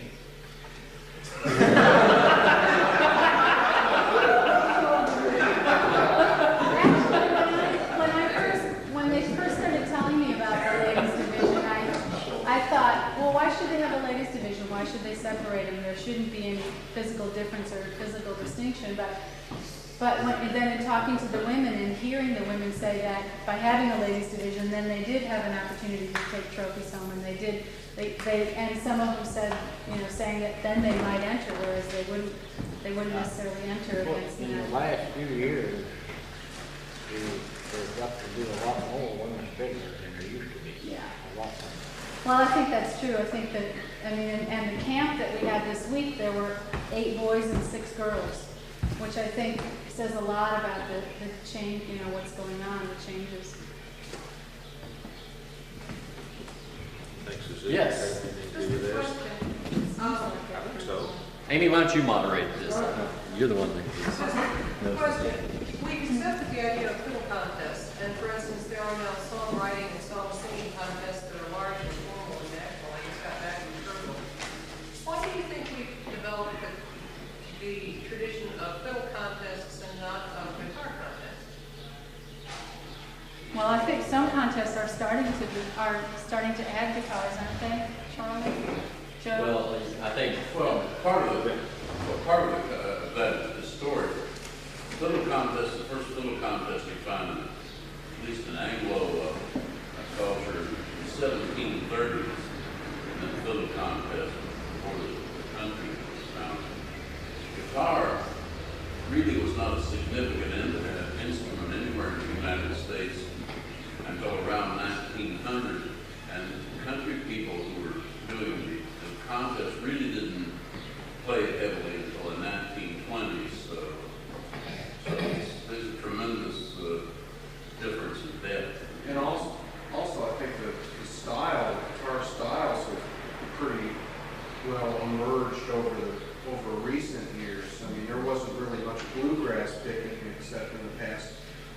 40 years maybe.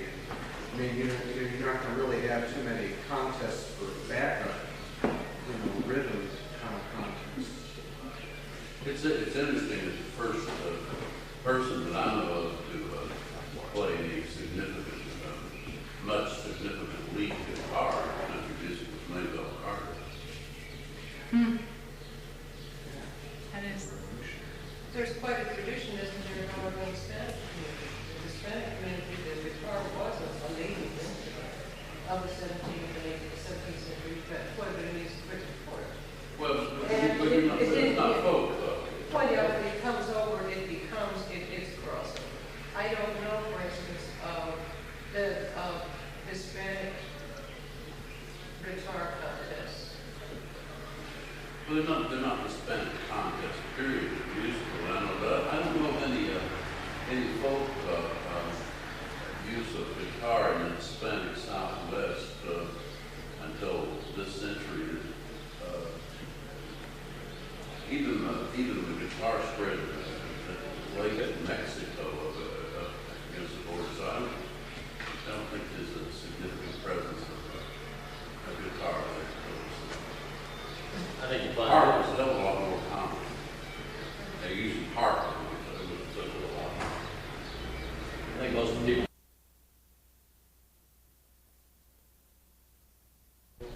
Take his toothpick out of my mouth. After which we'll have a panel discussion with our master fiddlers and apprentices, and we'll hear an announcement very shortly over the loudspeaker system. Telling them to assemble here. All fiddle kids, come to the Bethel restroom. All fiddle kids, come to the restaurant. Bethel restroom. Get out of the trees. To kind of come off of that discussion we had this morning about fiddle contest judging, I want to hand out the score sheet that our Fiddlers Association uses. Our fiddlers are supposed to evaluate. That'll be done by mail. That'll be done by mail. We're supposed to judge them on posture. Important. Lack thereof. I present this to you as the most perfect set of fiddle contest rules in existence today. I think we stabbed at a lot of what they were talking about this morning. Like you can, if you don't think your tunes are appropriate, you can ask the judges before the contest to tell you if you think they're all right or not. That sort of thing. Anyway, what I'm going to talk about is.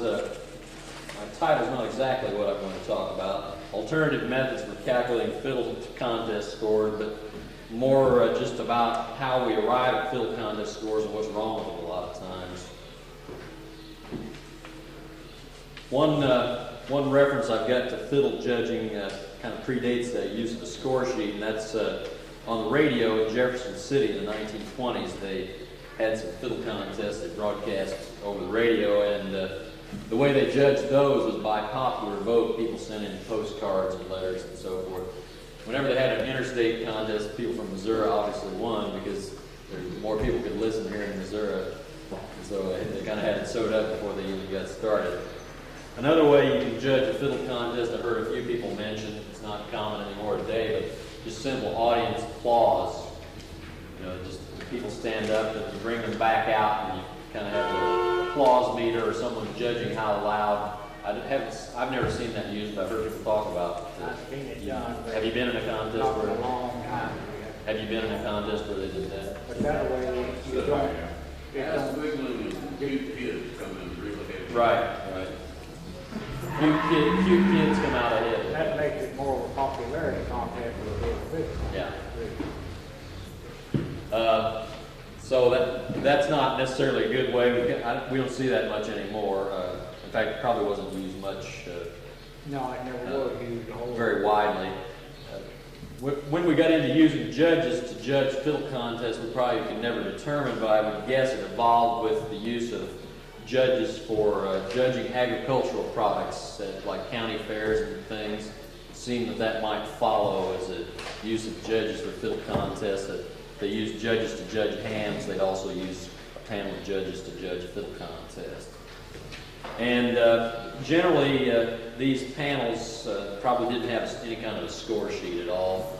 I've been in a few contests, even in recent years, where you had 3 people sitting around a card table and they had a pad and they would talk amongst each other, and they'd come up with who would be the winner. They'd, what we call, put their heads together. They'd just figure out who was going to win as they went along. They'd make notes to one another, and they'd haggle, talk back and forth, and trade first place for one buddy for second place for another, and so forth. That's another way you can judge a contest. But the thing that is done most widely today is use of some kind of score sheet. And you find the score sheets. I got a file of score sheets at home. They're quite interesting, all the different categories people dreamed up to judge on. Howard mentioned, something like showmanship this morning. I've seen creativity, something it's called old-time fiddling ability, whatever that is. I don't know what that means exactly. Authenticity, tone, tuning, timing, any kind of thing you can think of. And I've even seen a few where they actually judged you on how you presented yourself on stage, your appearance, and so forth. Some of the score sheets are terribly complicated. Yeah. Or like you go, they'll have 10 or 15 different things to judge them on, and you judge anywhere from 1 to 10 on each one of them. So you hardly have time to fill it out. Hardly have time to fill it in. Yeah. Cap? Tony, do they ever have it where the judges can't see? Don't sometimes they have it where the judges can't see who's on the stage? Sure, that's done quite often, to isolate the judges. The only problem with that is if you played around any at all, as soon as the individual draws a note, you can tell who's going to play because everybody plays so much different. Unless you were to go off someplace where you'd never been and wouldn't know any of the fiddlers, just be a little local contest, that wouldn't do any good anyway. And if you did, you wouldn't need to be isolated. Yeah, you wouldn't know. That's right. There'd be no need to worry about favoritism. That's kind of a wasted effort, I think. It pleases the audience. It gives the audience the appearance that you're trying to make every effort to keep it unbiased. Unbiased, right. And it's valuable for that reason. I'm for one, Charlie, John Stoutland, where they turn the judges around in the chair and sit down in front of the stage facing away. Facing backwards. The one where the judges wear masks? No, or bags over their heads. And a writing braille. Anyway, fiddle contest judging is a very subjective kind of thing. No matter how many, hundreds of categories you might have on a score sheet, people are going to find different things that they think are important and weigh them accordingly. One of the things we found, we run the state fiddle championship there in Columbia this will be the 10th year, I guess. And this score sheet's about 6 years old, I suppose. The score sheet we're using early on there, one of the things we suddenly discovered by looking at the score sheet and looking at who was being scored and who the judge was and so forth, we found that what looked like, even with all these categories, all the judges were doing was putting in appropriate numbers in each one to come up with some total score at the end. And we thought what they were actually doing was just coming up with a total score and then ranking those total scores to determine who they wanted the winner to be. In other words, they were judging the fiddlers relative to one another, which makes sense, rather than against some absolute measure, because there really isn't any absolute measure of fiddling. And so I guess any time a fiddle contest score is given, it's a combination of two things. It's a ranking of one fiddler against the other, and when I judge a contest, I always walk around and see who's there. I don't know if that's the right thing to do or not, but you always wander around and see who the competition is. And in fact, I don't know if you could hardly judge a contest if you didn't know who was going to be there. You already start forming impressions in your mind, unfortunately, as you see who's in attendance. The other thing you rate with is some ideal you might have in your head. In fact, that's one of the things I want to do right now. Gordon, you want to get your guitar out? I want to give, if some of you have never heard a judge Gordon. No. If some of you have never judged a fiddle contest, I'm going to play one tune, and we're 3 minutes or 2 minutes here, you're to mark this first category a score there. You never judged a fiddle contest. This is your chance to judge. So one contestant is only allowed to put 1, 2. What number are you? Charlie, I'm number 4. Who are we judging you relative to? Well, see, that's what you've got to decide here. Yeah, we already know.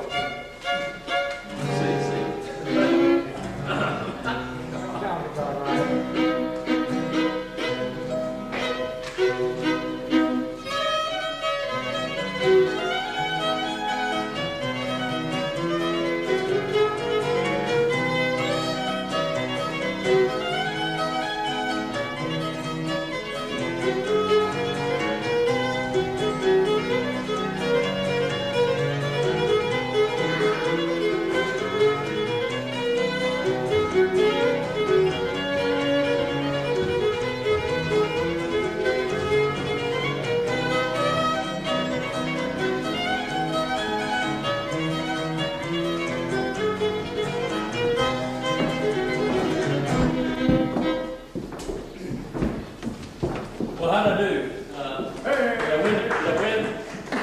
I came in third. I'm tied for 3rd place. Anyway, the idea of that, I guess Joe already pointed out, is what are you measuring relative to? If you've got one contestant, you've obviously got to have something in your mind, some ideal fiddler. If that fiddler is Kenny Baker or somebody like that, I didn't do too good, probably. But otherwise, here's my score. Oh, I didn't do too good. Otherwise, you've got to measure one fiddler against the other. And so what you're doing then simply is ranking.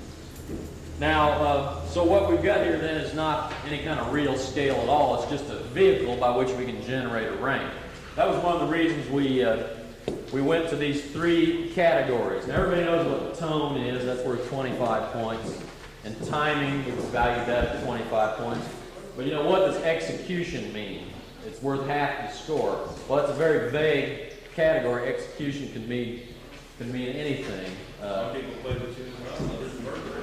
They execute the judges after the conference. It's a whole bunch of things, and it's very undefined and it's very vague, and that's a nod to the fact that fiddle contest judging is so subjective, and you need a big category in there to allow people a lot of latitude to give points to some category which they're actually defining in their head. And so we've got this ranking. Now, the problem with ranking using a system like this is that each judge is going to pick a range of numbers he's going to use to establish the scores.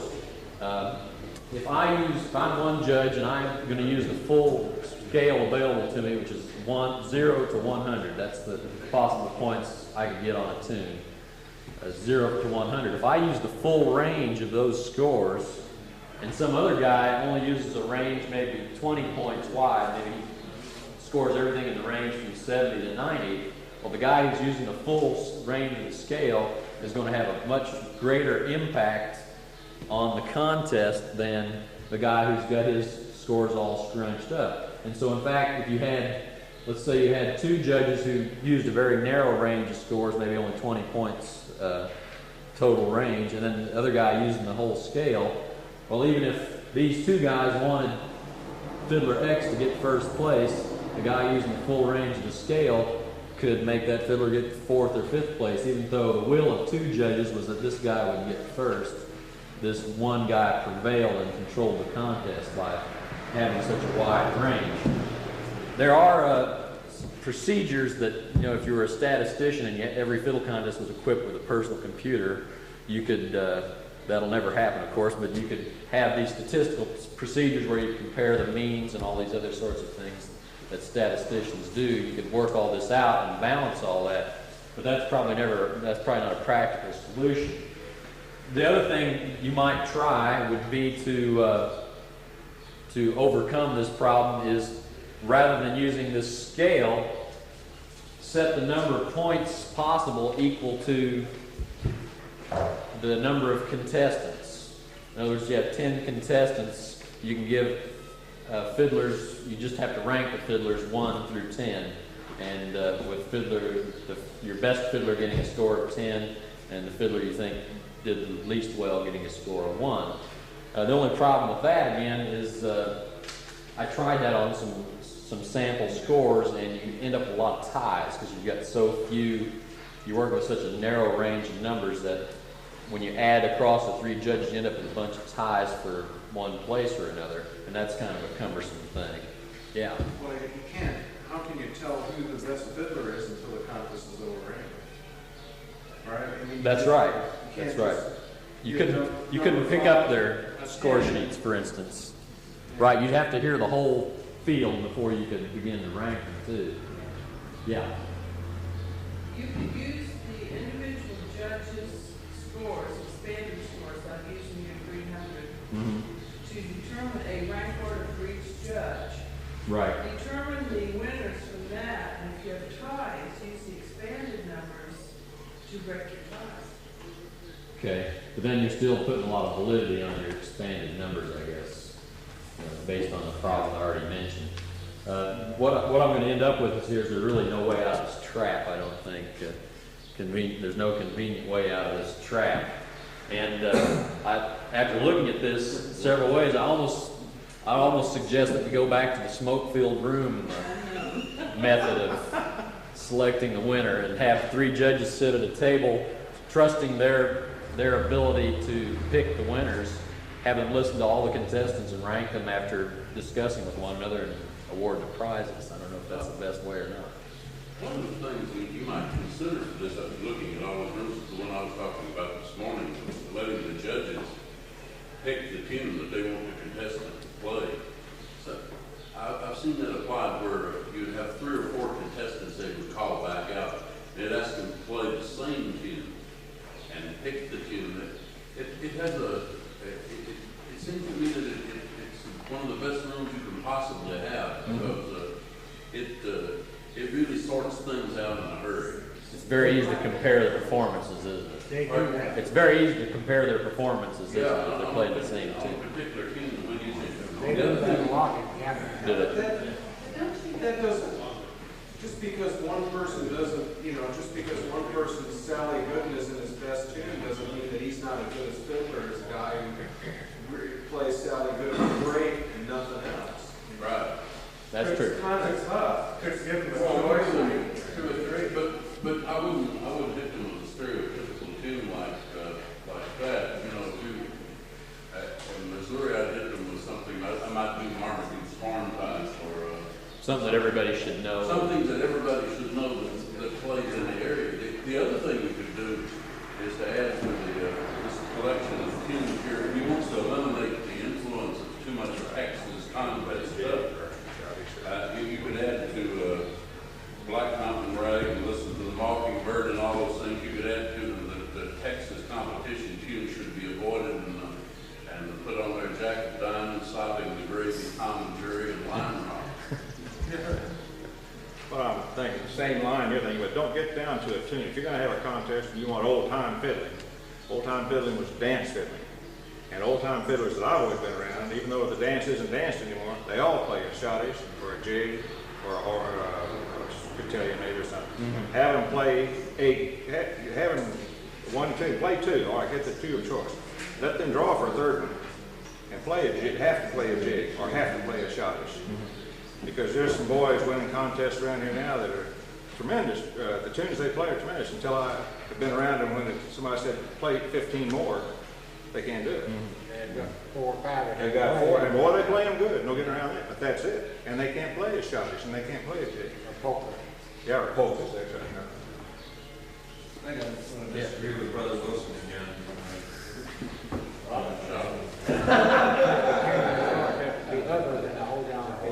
I just worry, that even if each local contest has its own local tunes that it is going to promote, this is in fact going to then standardize and have the effects of having the fiddler playing in that contest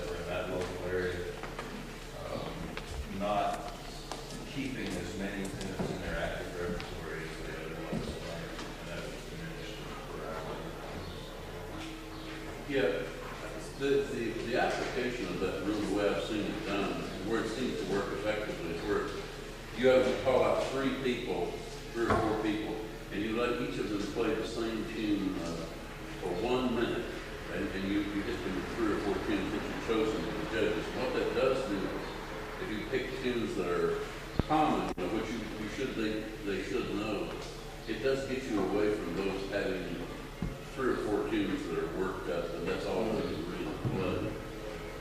Yeah, in Canada, they tell you what to play, and if you can't play one of those tunes, you're out.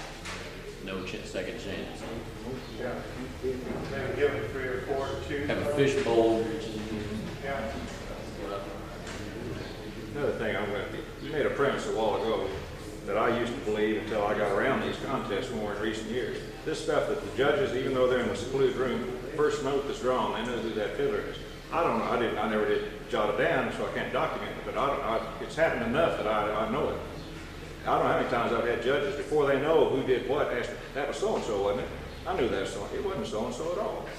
And there's a lot of times that's happened. So they don't always know who that is playing out there. They think it's somebody that's I didn't say no it isn't, because I didn't want to get in trouble. But it hasn't. Well, if they're, we've got to have these juniors and masters coming over here in just a second, if Amy can rest on that. But let me offer a few summary remarks. I'm delighted everybody came and stayed through this conference. We got this one more session here. Heard some good presentations here this morning and this afternoon. I want to thank Dr. Marshall for his remarks, and Joe Wilson, Charlie Seaman, Bill Shull, and Hank is not here right now. I also want to do my commercial for the people supporting this event one more time. It's, of course, the Bethel German Communal Colony, which is the main sponsor, and this is co-sponsored by the Missouri State Old Time Fiddlers Association and the Missouri Cultural Heritage Center, and thank once again the National Endowment for the Arts and the Missouri Arts Council for their financial support. I guess we can continue our discussion now since they're not here today. I would just follow your commercial, Charlie. Anyone at this conference likes the idea and would like to see it done again someday, they should send us a note. Because those of us who are co-sponsors will be trying to think of whether it was successful or not. And we like to know from people, and we might try to do this again. Yeah.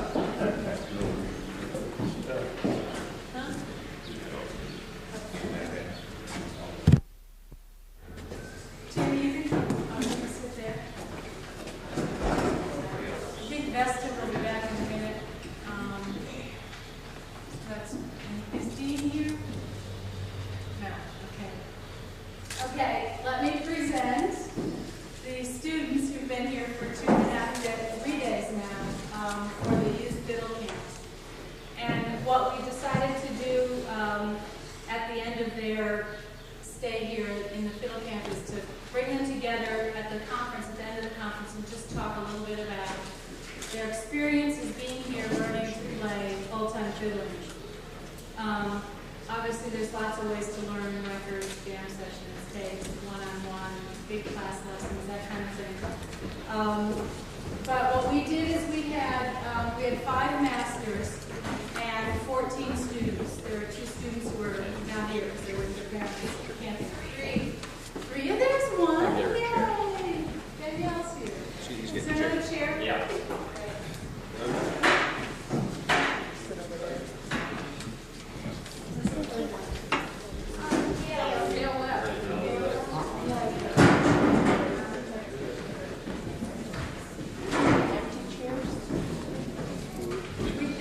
Was the first year of the fiddle camp, and we have a lot of bugs to iron out, but I think in general it went really well. What we did is we had 3-on-1 group sessions, 3 students with the master, and each group of 3 students got to work with each master, and then several of them got to work one-on-one with individual masters.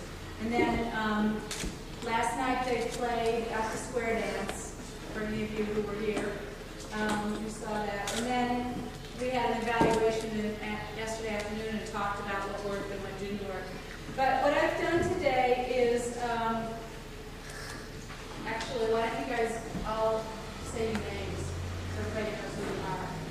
It's better than me. Okay, my name is David Harrington, Jason Shaw, Sarah Lee, Amy Skillman, Matt Summerfield.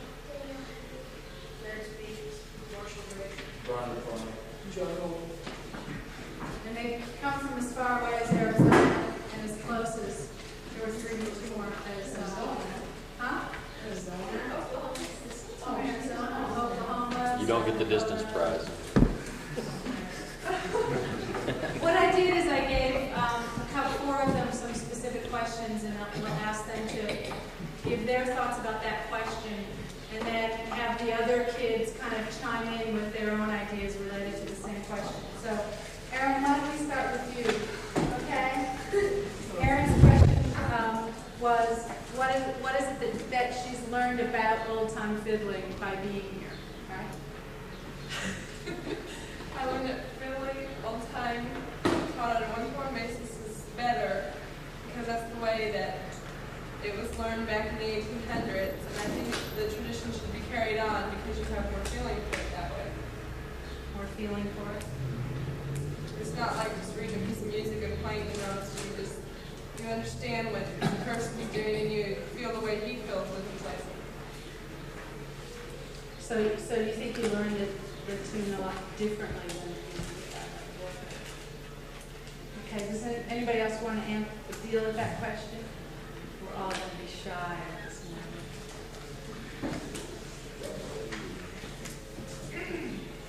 Brian?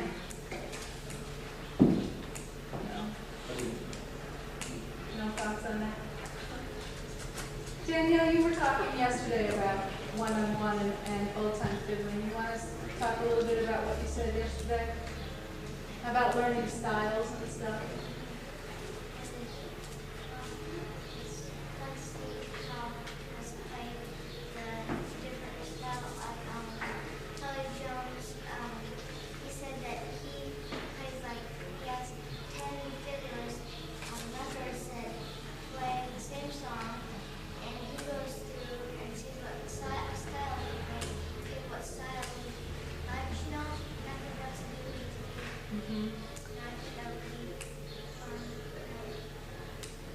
So you had the opportunity to do that with the 5 masters that you worked with?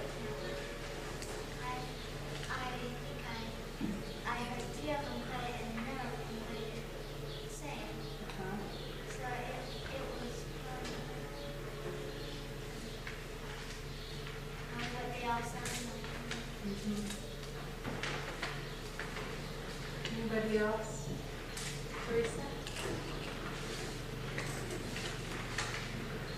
Okay, John, why don't we go, what was your question?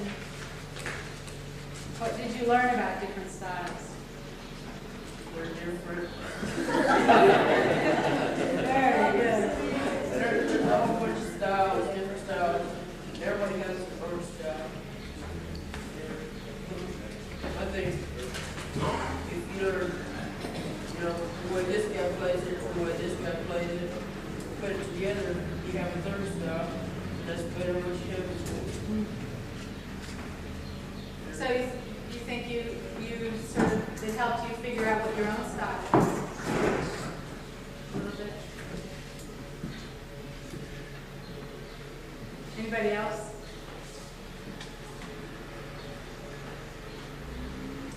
You're so shy. So noisy a little while ago. Huh? Water balloon. Shaving cream and water balloons. Yeah. Okay, Sarah, how about you? What was your question? What's the advantage of working one-on-one if there is one? Well, one advantage is that you can see it going, and once you can know what's up with the bowl or down bowl. Then you can't tell it from a record or tape or something like that. Of course, but another is, well, you can learn how you play it exactly fingering and everything.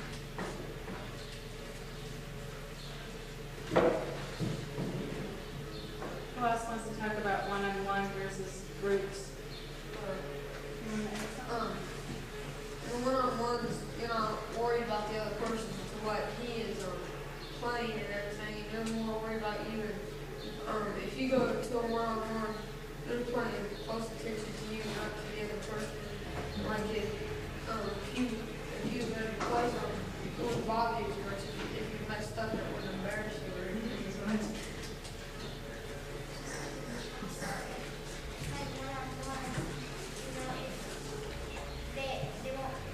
If you're learning something and they're timing you on what you're doing, they won't just say, well, that's your time, and you don't learn half of the song, they don't do that.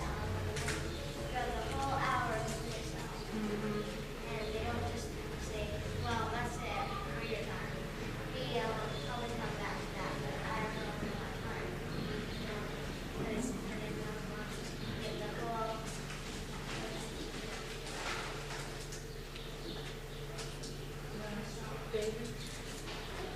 Well, with the one-on-one session, the way it was set up, so you didn't get to, between the 2 days, between the 2 sessions, you didn't get to hear all the masters and you didn't know all of them, and you kind of want to find out which one you want for the one-on-one session. One you could pick out, but it'd be better if that would happen if you studied with all 5 before you did the one-on-one session.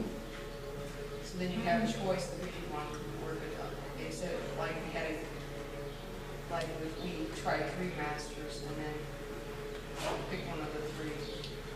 So kind of like picking someone whose style you like and want to This would just had a guess at if we had hardly other 2 people. Yeah, or maybe just like if we haven't played for us or something, so we know what their style is. Basically, I knew how all the masters sounded because I've heard of them and I've seen the ones.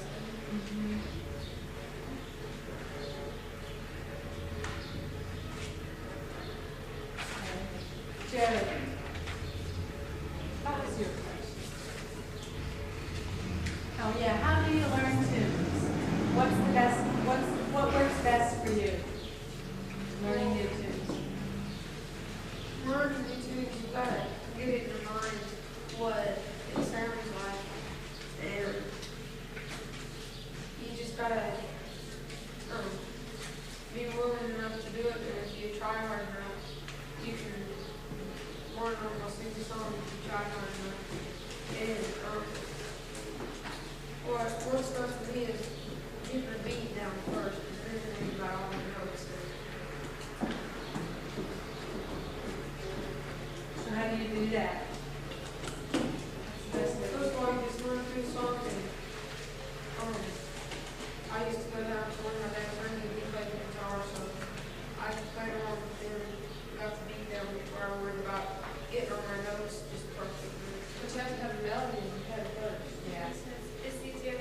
I think it's easier to learn from someone in front of you than from a record or tape, and you don't know the bowing or fingering or anything. And so it's easier when there's someone in front of you that shows you, and then once you have correcting and stuff, and then when you have it, when you sort of have it in your head, you have it tape recorded, and you can go back. And now that you know that how you play. It's easier